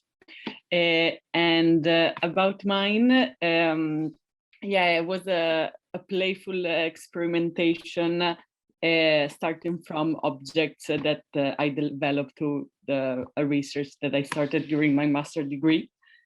And I'm gonna also put a link in the YouTube link in case the audio doesn't work or the connection is a bit flickering. But I'm gonna try to share my screen. Okay. And share sound. Okay, perfect.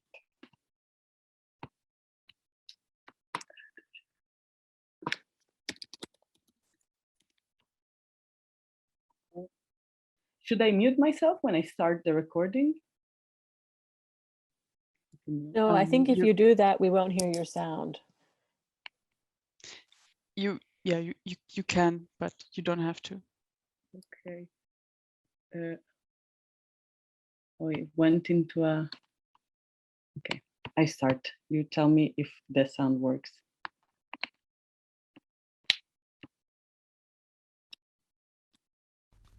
I am dark. I am cool. I am bright. I am still. I am close. I close. I close. I numb. I numb. I dominate. I dominate. You are not. You I are shape not. you. I shape you. obstacle. I obscure. I obstacle. I obscure. I I obscure. I choke. I choke. I cut off. cut off. I mark. I mark. I squeeze. I squeeze. I straighten. I straighten. I I place. I am no place. I correct. I correct. I part. I part.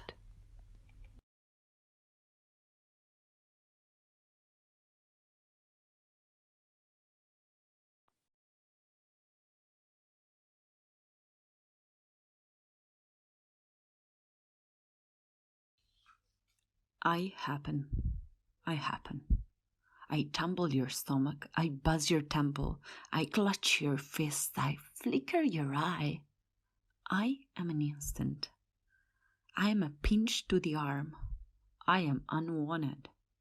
I am pointy. I spike. I am soft. I bend. I flatten. I am memory. I remember. You remember. I entangle. I push. I pull. I am a bush. I hide you. I am a scarf. I choke you. I am a ladder. I lead you. I am hollow. I appear, not support.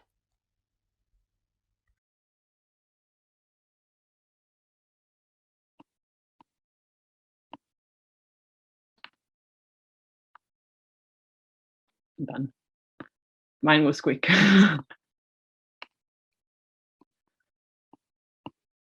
Thank you. And I pass the word to Veronica. Wonderful. Okay, so during the workshop, I was exploring the city and its infrastructure during the protests, and how is it as in the theater in the city working during this kind of events. So you will see part of Warsaw, the protest was last year during the beginning of COVID pandemic situation, and I took it to the virtual reality where I explore the scenography of the protests.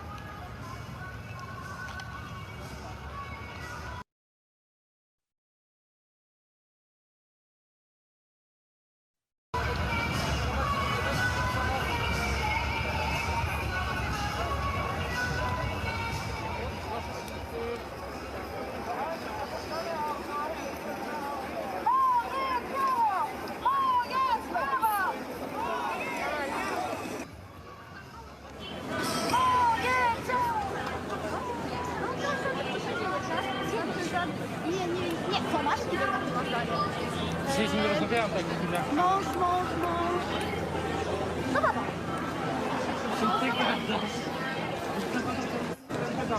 Początek był. Zośku by się trzeba było kontaktować, że mamy taką kwotę. Teraz mają fajny... Też mam to cały czas trzymać.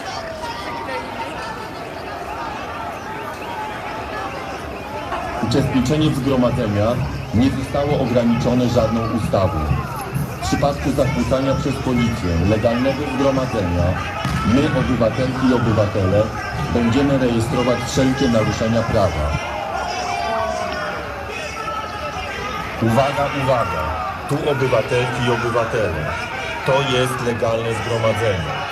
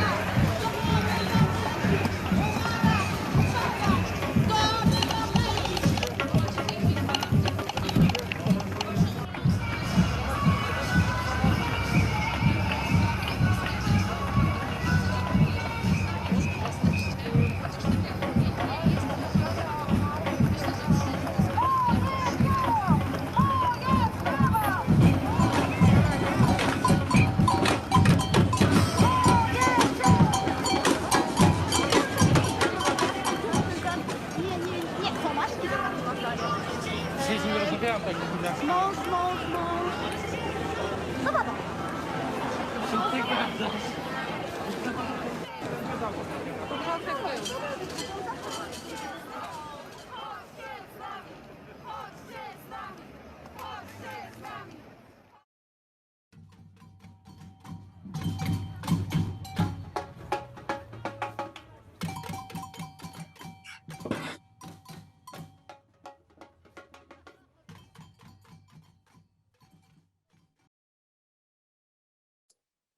Fantastic. So, and next we have Feli Navarro, and his piece is called "It's Kind of Reddish."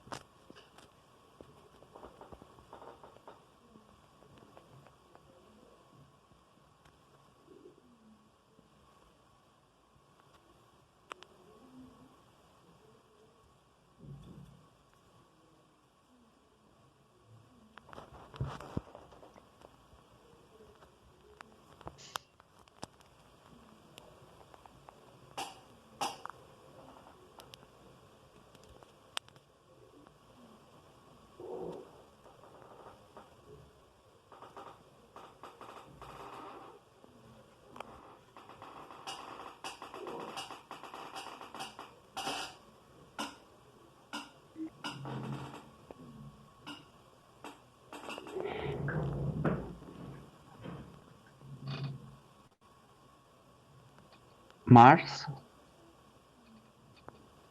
is called Mars after Mars. I mean that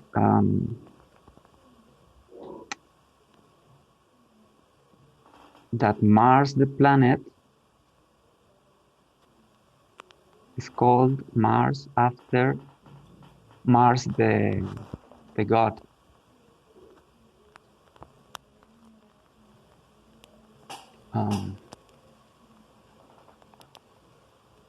The Roman god.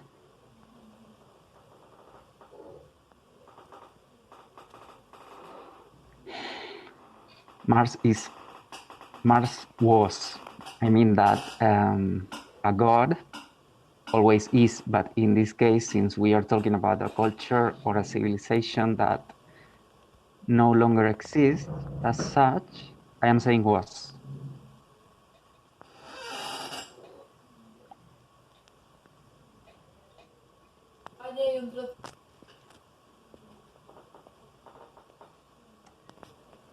I am saying was. I am saying that Mars was the Roman god of the war.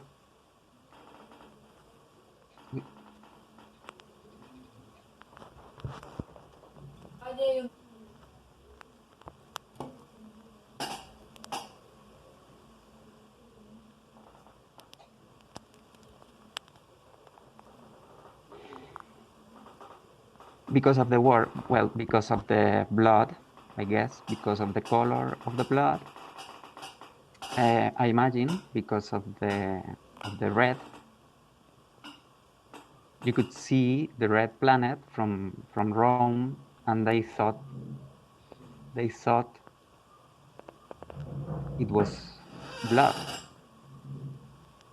the blood of the war.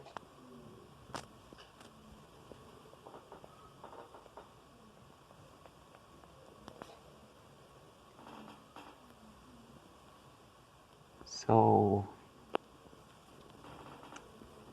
they named it Mars.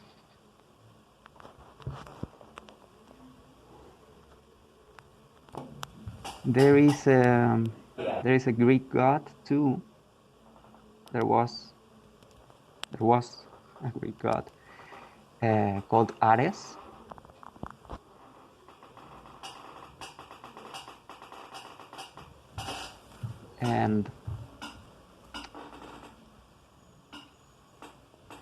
But they named it Mars.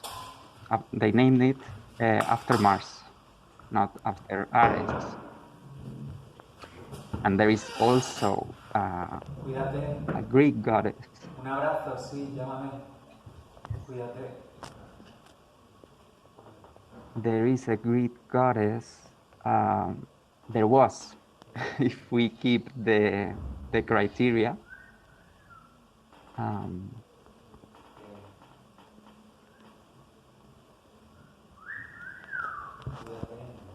Yes, there was a Greek goddess named Nike. Nike was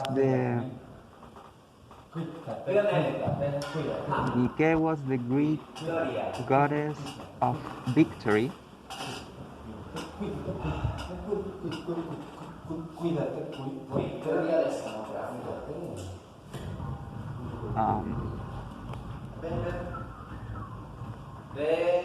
This is not Nike, it's Venus de Milo, but serves the purpose.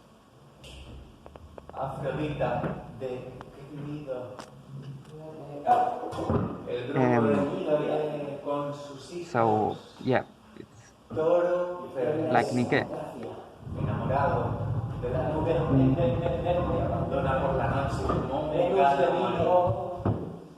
The Romans, well, I don't know, it seems that I don't know how to say it, but it seems that the Romans, that they it seems that they were Y especialmente un día como more hoy, concerned 2 with décadas war del primer asentamiento en Marte. than, Chema, tú tuviste el than with privilegio victory. de formar parte de aquella misión. ¿Qué fue para ti aquella experiencia? Chema Escribano, buenas noches. Yo lo he dicho Es un muchas placer. veces. El hecho de ser yo fue algo Grabo. circunstancial. Espera, un Me momento tocó a que mí grabo. como podía haberle tocado que If it had been the other way around, I venture to say that they would have named the planet Nike as well.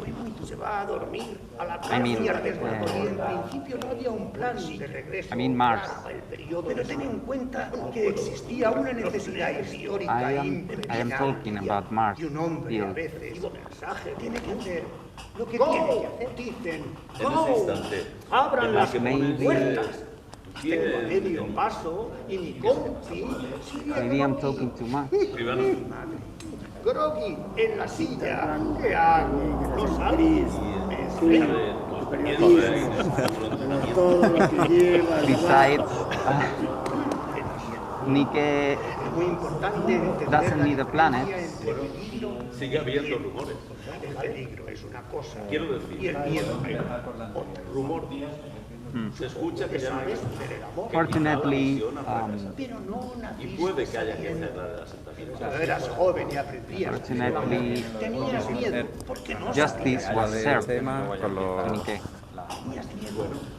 Sigue habiendo at some Dar point. la talla. Yo entiendo que miedo a caerte y a romperte un diente. An American man named the best sneakers ever invented for their hair. Grabo. Nike Un was momento que Nike. Patiza y te asusta, pero con el tiempo Sigue vas habiendo aprendiendo y se te da. Bueno, quiero decir, sigue habiendo Eso parece una quiero decir tontería que tener se miedo. escucha que ya no hay recursos, No que te quizá da la miedo misión hacer ha el fracasado. Se Pero escucha el que ya amor ve que que haya que lo cerrar y que quizá la misión ha Pues sigue siendo tan y puede que haya que cerrar la Ha sido tú de tema con quien ha los... cambiado. El peligro es el mismo. Sigue habiendo Ya no tienes miedo. Quiero decir que hay No dan miedo. rumor Personas son las que se escucha que ya no asustan. hay recursos y Así que quizá la misión ha fracasado. Pero Y puede que haya que esto- cerrar el asentamiento humano. Pues sí, es esplendor. Un serrano de la lechuga de tomate. Se escucha que ya no hay eso por poner a la misión ha fracasado. Burger King. Puede que haya que cerrar el asentamiento humano.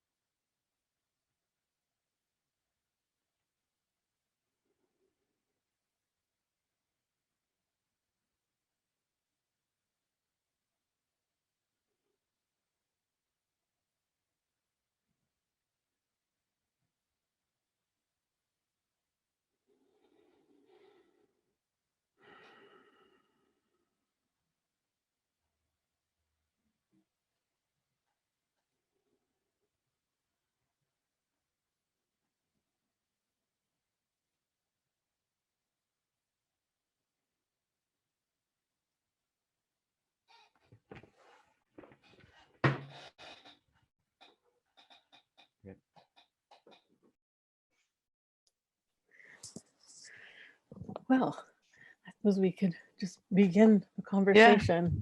Yeah, let's start. That was fantastic. I have a couple of questions I set aside, but I don't want to dominate discussion. And I was just thinking maybe first to invite those of you who have presented work, if you have some reflections to share from the experience of doing that or going through the week together.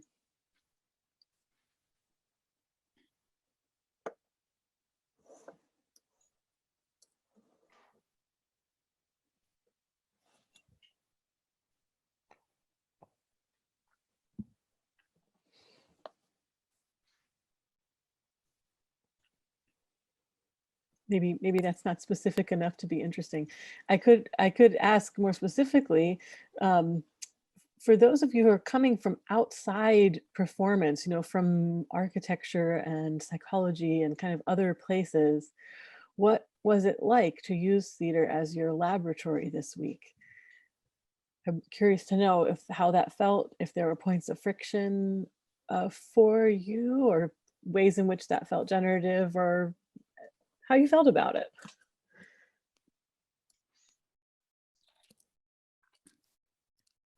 Yeah, so yeah, the whole workshop, I think I expressed it also on Wednesday, that I was like, oh, it was meant for me, because I needed the discussion around architecture and what I'm doing, but through someone, with someone who has a bit different, less rational sometimes point of view. And so for me, that was a big value. And yeah, then seeing other people's work, which is like, on one hand, not related, but on the other hand, the theater and the experience also pushed me in this direction more. Like I wanted to explore more architecture with this movement, with trying to explore myself also. I really liked the experience when we had to switch off the camera at the beginning of from Ashley. It also gave me a different dimension to the screen. So this kind of small things, I think, were really nice for me. And for my work, I think I was just really lucky, because I'm working. This is also part of my dissertation right now, and I thought, like, okay, I need a break a bit from this technical thinking in architecture, and now I think it wasn't only a break. It wasn't a break. It was actually a very good value. And yeah, also you talking about my work, I think it gave me a lot of input to my future next steps. So I really thank you for that. And I really enjoyed today all the performances. I was like imagining it after Wednesday, how it could evolve, and all of them surprised me, and this is so nice. Like how different we think, because I think everyone has an idea how to develop something when we see other people's work, and then this big surprise. Yeah, I could make examples. Like I really like the mapping in dancing, the drawing, and your dance style. I was like, oh, I really, it gave a way different dimension also for me, as I'm coming from architecture. This kind of linear drawings, they are very static. So when you started yeah, dancing, it was very nice. Yeah, but maybe I will leave some comments for the discussion later. So thank you, it was super nice.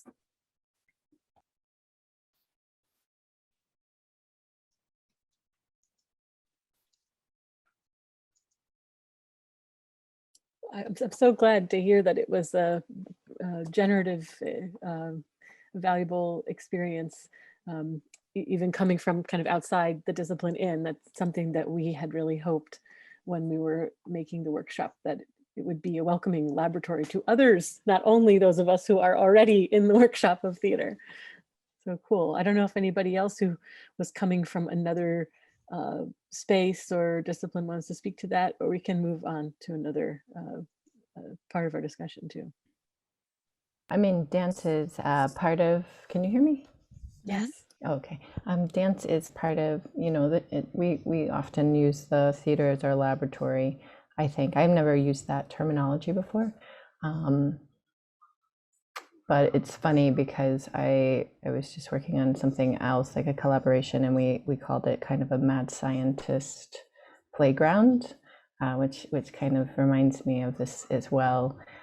So this idea that you just bring all these tools and ideas into this space, and then like for like mine, the shadows wouldn't have come up if I hadn't put everything out together. You can't make those things in your mind because you're like, oh wait, look at these shadows. Oh my gosh, and then my body and puppet, da, da, da. And I wouldn't have thought of puppet until somebody else talked about it on Wednesday. And the work from everybody else was so different, and that was so lovely to see, and how they presented the work was different, every single person, and that is just really valuable to see all these, like I think she already said, but this like really distinct way that people work, put things together, and then also how they chose to present the material, and that was just really exciting, like very experiment driven, and that speaks to the how you kind of cultivated the workshop as well, this kind of exploration instead of product. I mean, we kind of had to come up with a product, but I didn't feel like this immense pressure about making something brilliant, you know, like, and if I had, I wouldn't have tried all these other crazy things, you know. So it was wonderful. Thank you, everyone.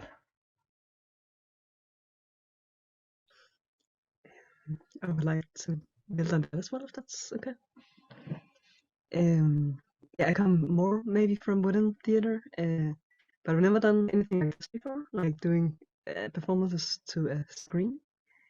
And I very much agree with this playfulness, and the whole project was very inspiring. Like it felt safe to just like try stuff and see where it ended, and very playful and very like it was so much fun. I really enjoyed this week. And very inspiring as everybody else, to see everybody's performances, and like a lot of playfulness and courage, and showing ideas without having it to be absolute perfected.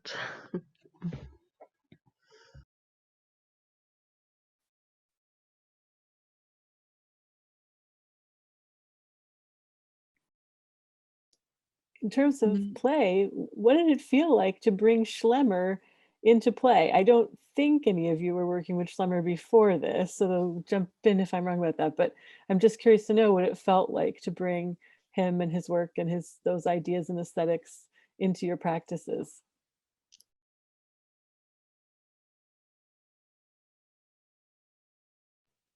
For me, it was very inspiring and helpful to see others the other day, on Wednesday, to show their works and how they were related somehow with Schlemmer, and especially to see Tara's dance the other day, because I didn't know how to or what's the application of Schlemmer into the world that I was trying to build.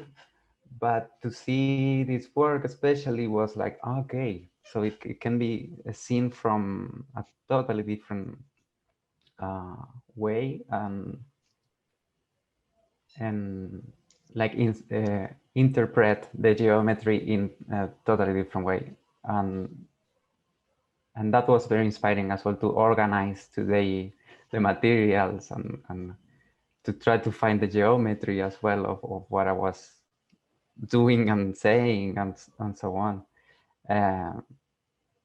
So yeah, that it was because this is something that I wanted to try, but I didn't know how. And this inspiration was really helpful to imagine new ways of doing a work that I was already developing. Yeah. One interesting thread that I saw come up was layering. It felt like there was so much layering happening. Of course, Veronica, your layering of the digital, the physical, sound, image, and drawing. And then Tara, your body and projection and motion capture data. And Feli, you know, it was really interesting to see in this version all of the layering of video clips that also created such a layered soundscape.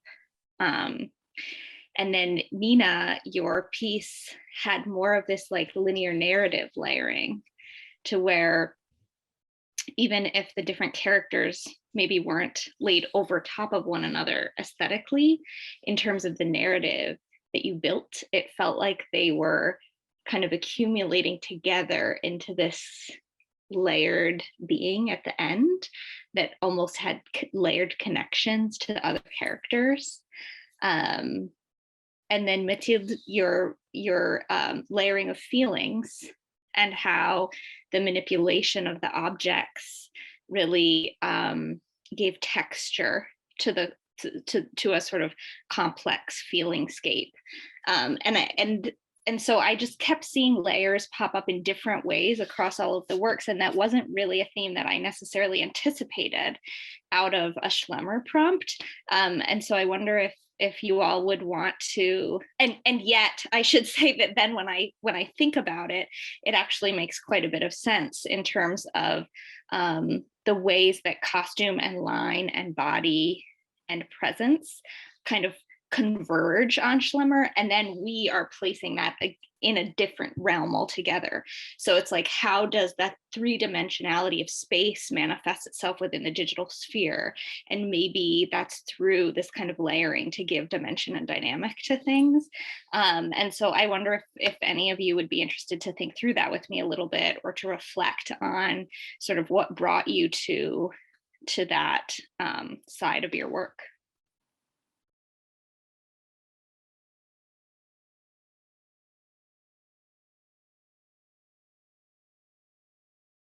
I was thinking about, as you were talking, just the ideas in the, I kind of referred back to the 3 or 4 readings that were sent out a lot. And there was that one with the more colorful imagery of the costumes. And then the one that I used, and I think Felle used it too, with kind of the black and white outline drawings. Did you use the laser eyes, I think, or I called it laser eyes. I'm not sure what it's called.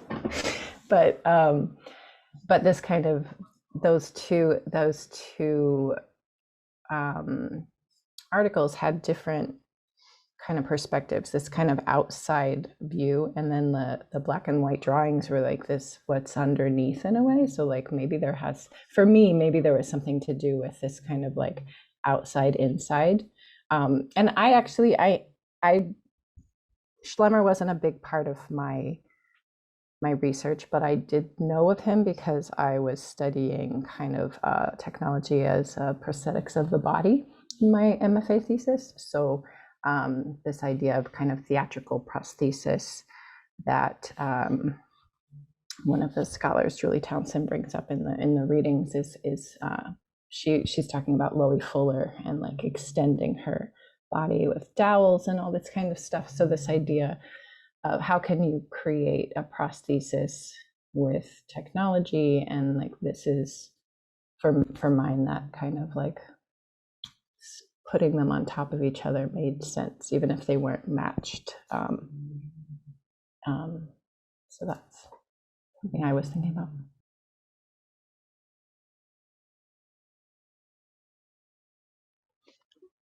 Yeah, maybe also something about this, something very human movement and the artificial-ish shapes that goes together so well. And Slimmer has this kind of double layering of. There's so many parts that plays together very well.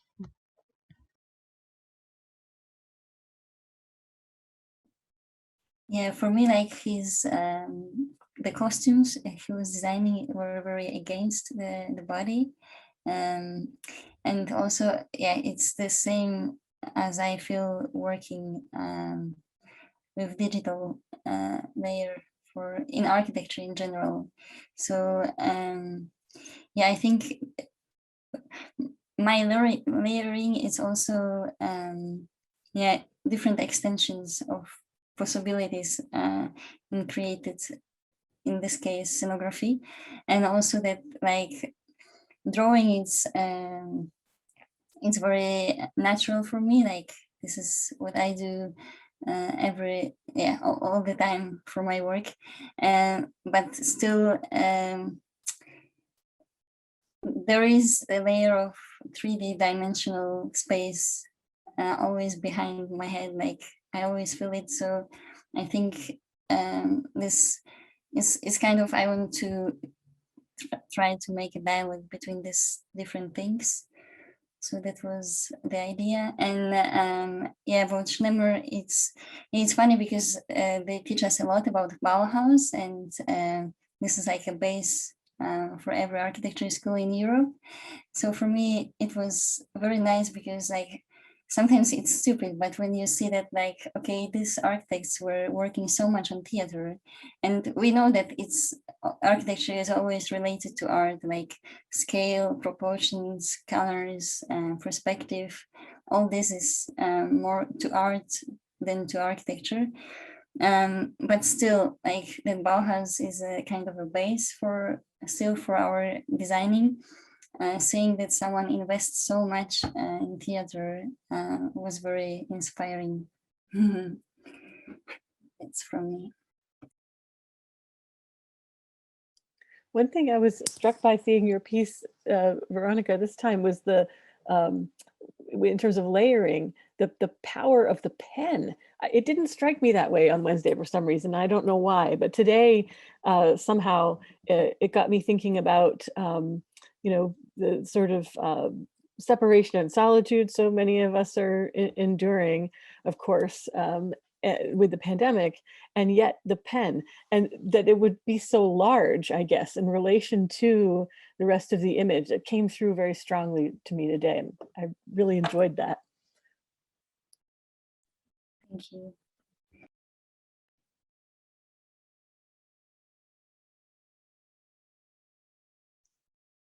Yeah, I guess another thing about this layering is also just that I think it's really ode to the medium we were working in, and that it is very seductive also because you have a simultaneity that you can express, which you cannot always as easily do if it's really if it's all happening live. And it's I feel like such a profound feeling though to express in something that also in our current times maybe we or like also spending a lot of time online, we very much have maybe a need to express that. So yeah, and also very great transition. I mean, in Nina's work, I just loved it so much. Like I sort of being disorientated almost when the layers happen, like you just don't really know anymore what is part of the body, what is part of the fabric, what is already just the next video layer. Because yeah, that was a great disorientating fact.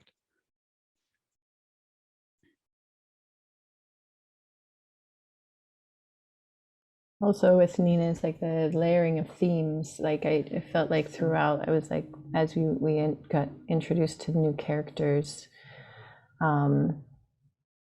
you know, we were like, oh, here's this person, here's this character, here's this character, here's this character, and then like, then the music was changing, and I was like, oh, maybe it's a ritual or a seance, and the whole story started to come out as just you introduced character after character after character. So this like layering of story through costume and repetition of kind of this coming forward to here, maybe almost like a similar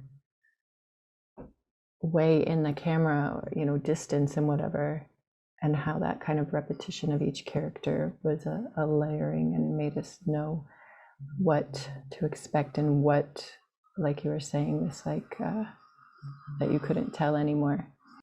So I was thinking about in Matilda's piece, layers within the self, so that there's sort of these objects. We know there's people there. The puppeteers sort of disappear with the lighting, which I thought was very interesting. And then there's this narration as though these objects are speaking, but are these objects me or part of me? They speak to me. I thought that was very interesting. I don't know if you want to say any more about it, Matilda. It's great. Thank you. Actually, it's really nice to hear that, because I'm not really sure myself. Because what I did was really instinctive. I just like wrote down some lines and then tried to play with the object, and because I wanted to, because these objects like are born to be mediators in between human.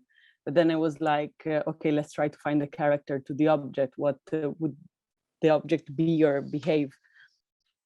So then I think it's this line that maybe you were saying, is it me? Is it like, or even just maybe how you reflect and how you filter what the object is telling to himself, themselves, or to you.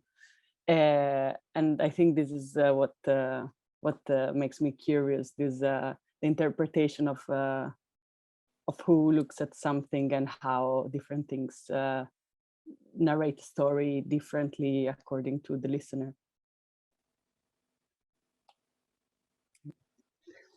It felt really poetic, Matilda, your piece, like, but the objects and the voices, it went together really well, like enough room to make own interpretation, and concrete enough to be able to see the connections really well, and they had so much personality, both of them.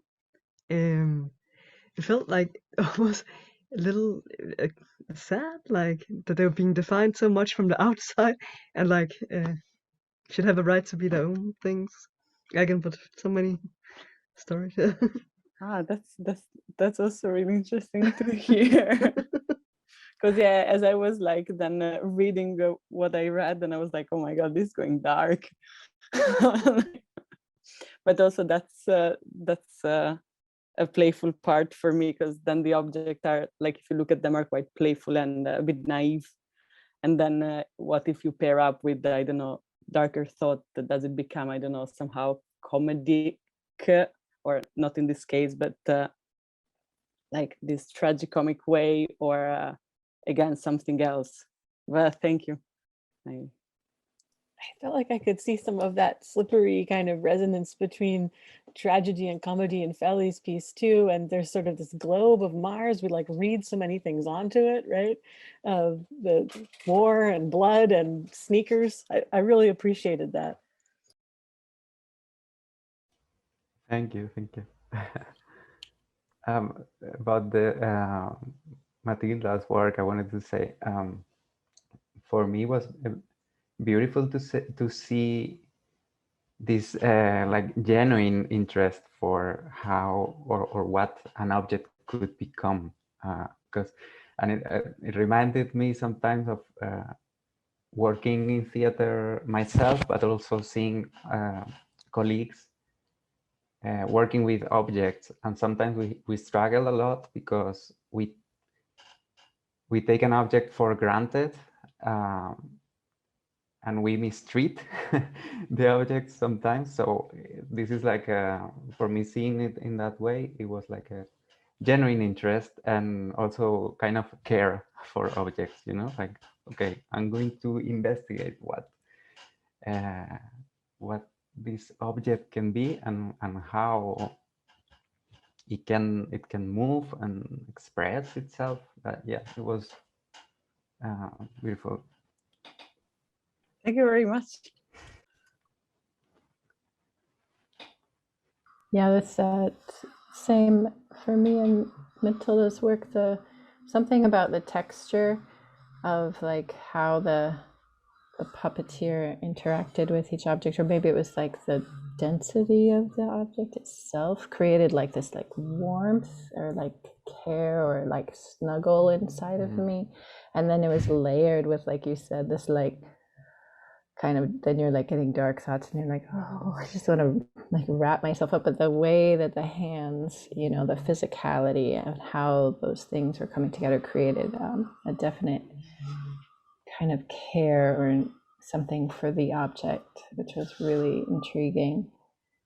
And similarly, I was delighted when Feli popped up in costume next to his what you were presenting, and then you were like, and I was just like elated. I felt such delight, Tara, when you were like pushing the Vordruk, like literally, you know, with your body in that projection. And I wanted to ask you, was the projection of the Schlemmer sketch, was that a projection or an augmented reality layering on your computer? I was just curious to know. I have similar technical questions for Veronica too. Yeah. Yeah, it was, I originally thought I was going to use a green screen. So I had like emailed a friend like, can I get your green screen? And then I was like, no. So what I ended up creating a green screen in Unity for the model. And then I put that over, and then the projection, that was live. So that was in my space, in my basement. And then I went with kind of the book idea we talked about a little bit with that seam. And so that was projection in the back. But since I was wearing the white, I put the white shirt on. I think that really kind of helped me blend in with it a little bit. And then, yeah. And I had to use my phone streamed to my computer for my camera because I didn't have another camera with a video capture card here. So, but it was really, yeah, I thought I was going to do it kind of the reverse, but then I really liked the liveness of the projection, and without the projection, it seemed like the depth of the space wasn't as vivid. And that, you know, the corner helped with the depth as well because it's only about 12 feet, but yeah. And then the green screen was made in Unity for the model, and that's what was on top. So in OBS, so the model was on top, and then I was live in the back. I had a question for you, Tara, because I was just while I was watching, and you had the round sketch there, and I was imagining how it would feel for you to dance for this viewpoint and almost really be so have such a very clear frame of where you, from which point also your dance would be seen from. And I don't know, I was wondering how different it felt in comparison to maybe dancing in others, dancing in a 3D space. To have to dance for this because a camera is initially also just one point, and that somehow in my mind fitted really well with the round image, and how your body sort of felt within that very narrow sort of space, so to say. Yeah, I felt constrained. But I have been doing it. Since I'm in school, I've been doing it for a while. Little squares where I take one of my technique classes, and there's the screen. So I have been doing it, but it was nice to I set up the phone as my video camera, and then over here was the projector, and then over here was my computer. So as I was moving, I could see myself in the OBS screen. So I knew where the augmented reality body, or AR body was, or and I could try to be inside it a little bit. I did notice it didn't look like I was looking at the camera, but it looked like I was looking over here because my computer was way over here and my camera was this way. So I guess in a perfect world, those things would be more lined up, to create more presentation to the person. But also the ceiling is very low there. So that's why more of the work is on the floor, and then I had to find that space. And I really liked how trying to figure out how to just be in that first little white square, and then kind of break out of that into that more circular Schlemmer thing. And I thought it was too literal, but I also really liked this kind of distortion of the Schlemmer. I was worried it was too literal, but I was I like it. I actually had, I took them away. I had two of the bodies in at one point, but I felt like it looked kind of like a PowerPoint presentation. So they went, those two bodies that I mentioned in my talk on Wednesday, those were originally like in there before this final version, whatever this iteration.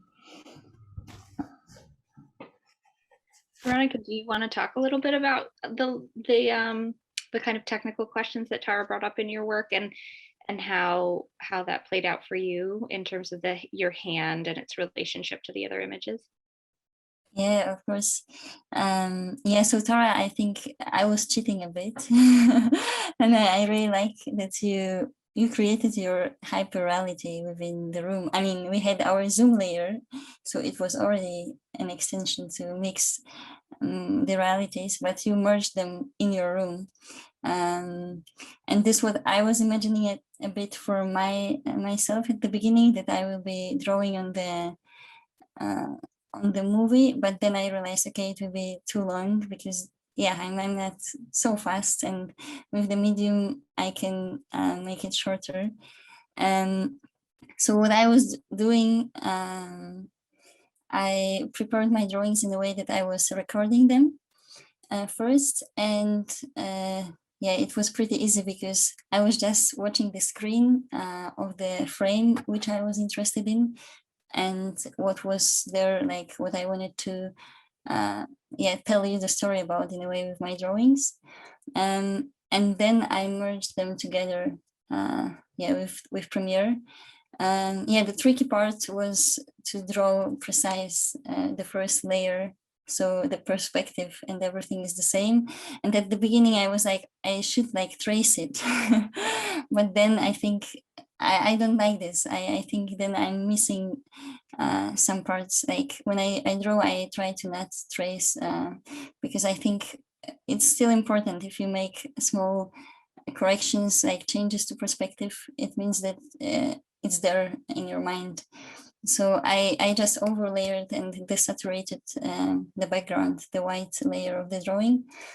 So it wasn't, yeah, pretty easy, I think. But now I'm also considering, because I also draw sometimes on in 3D, that maybe I could also use this medium next time.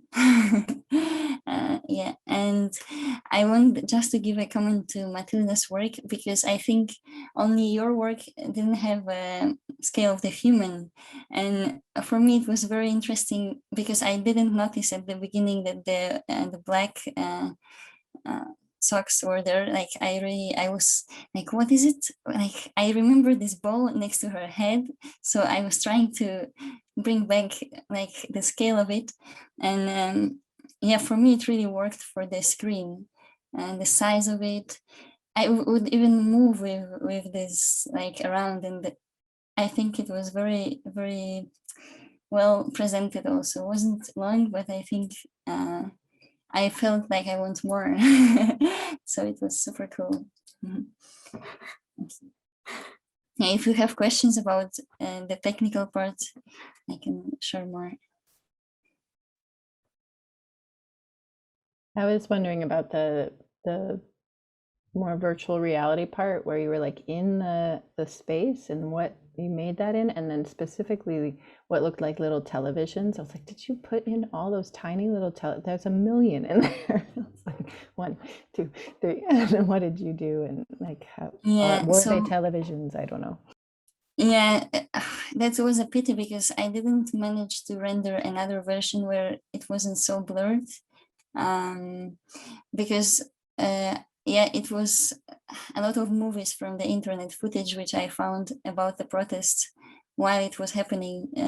It was Instagram stories, a lot of things which I collected over a year.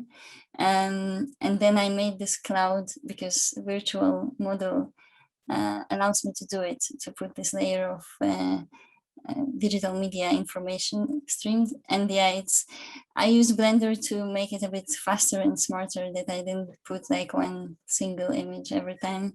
I just dropped all of them, and I managed to create the 3D scene as I wanted it to be. So yeah, it's Blender.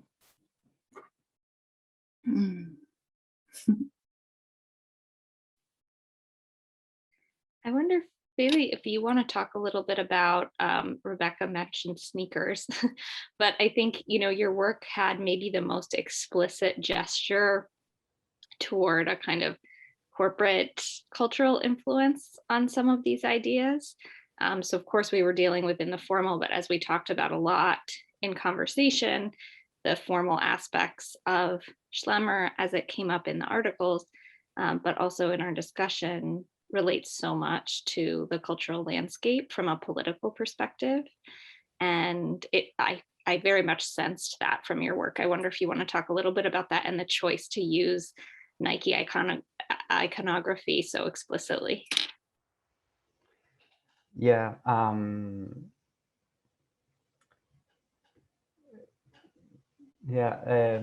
So that is a choice that it came from investigating about astronauts' lives. And then also putting them in the context of the, especially of the moon exploration era, like in the 50s or 60s. And then suddenly it came up the figure of, I don't remember his name, but the founder of Nike. And I thought there was an interesting thread there from Mars, and then the fact that it was called Mars because of the god of the war. And then I was investigating about the goddesses as well, because I think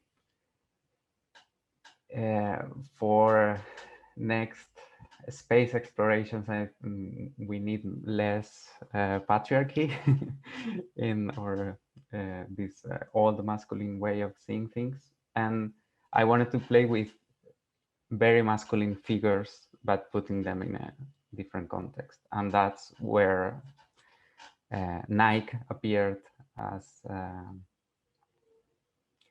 a company that was founded in that era of the moon exploration, owned by a white man, but took the name of a goddess that is the victory, and yeah, the victory and the war and so on. So all of these ideas were around.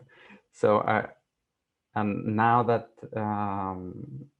in Mars exploration, there is this figure of Elon Musk, and this debate as well, like, Right, okay, right. so if someone appears there one day, is it his planet? Or so then it was like very, when I tried to put the Nike logo on the front of Mars, it was like, wow.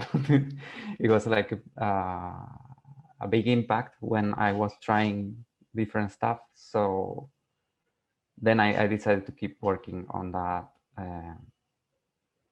I don't know if I'm answering the question, but it's like all these collage ways of relating stuff, and then this appeared as a powerful image to play with. Related to that, I really liked your correcting yourself between present and past. It really drew me to thinking about time scale and the universe in a way that, I mean, I don't think I would have been drawn to that without you saying again and again, the goddess is or was. I mean, if we're going to stick with this, then is or was. That was lovely. Thank you. Yeah, the text is something that I wrote originally in Spanish, so I tried to adapt it to say it here and be understood. But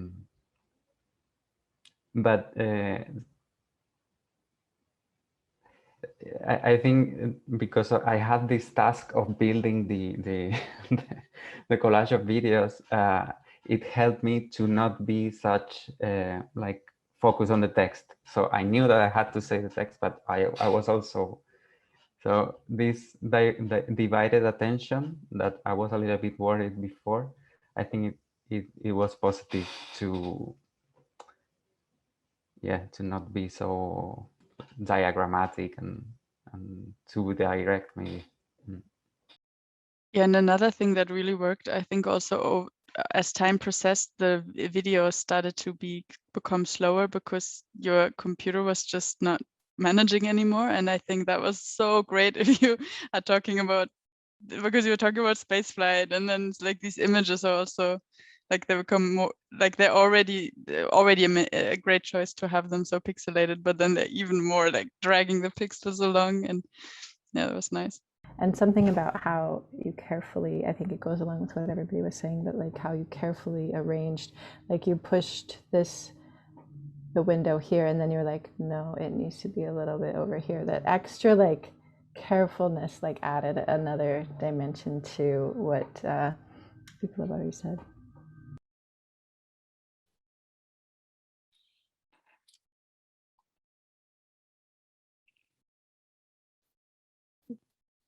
Thank you all so much. I think Rebecca and I were just checking in the chat and thought that we might start to wrap up discussion around the hour mark now. Thank you for time, energy, being wonderful. Yeah, thank you all so much for being so extremely generous with your work and your feedback. You know, with these sorts of convenings, bringing people from all over, different time zones, different places, different situations, with no real necessarily consistent background. It's amazing how quickly the exchange gelled, and really that's due to your generosity, each of you as individuals. So thank you very, very much for that. It made being here and facilitating so extremely easy and enjoyable.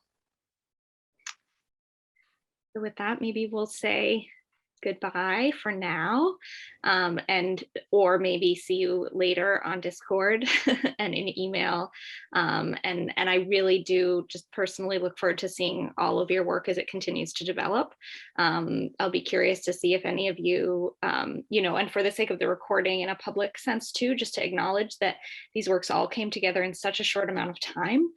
Really, it was less than a week that everything was conceived and executed.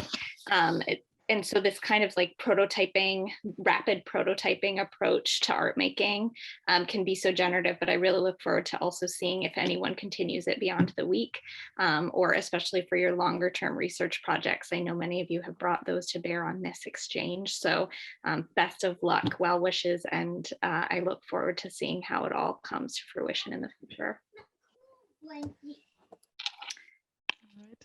Great, thanks everyone. Thank you very much. Thank you very much. Thank you so much. Thank you.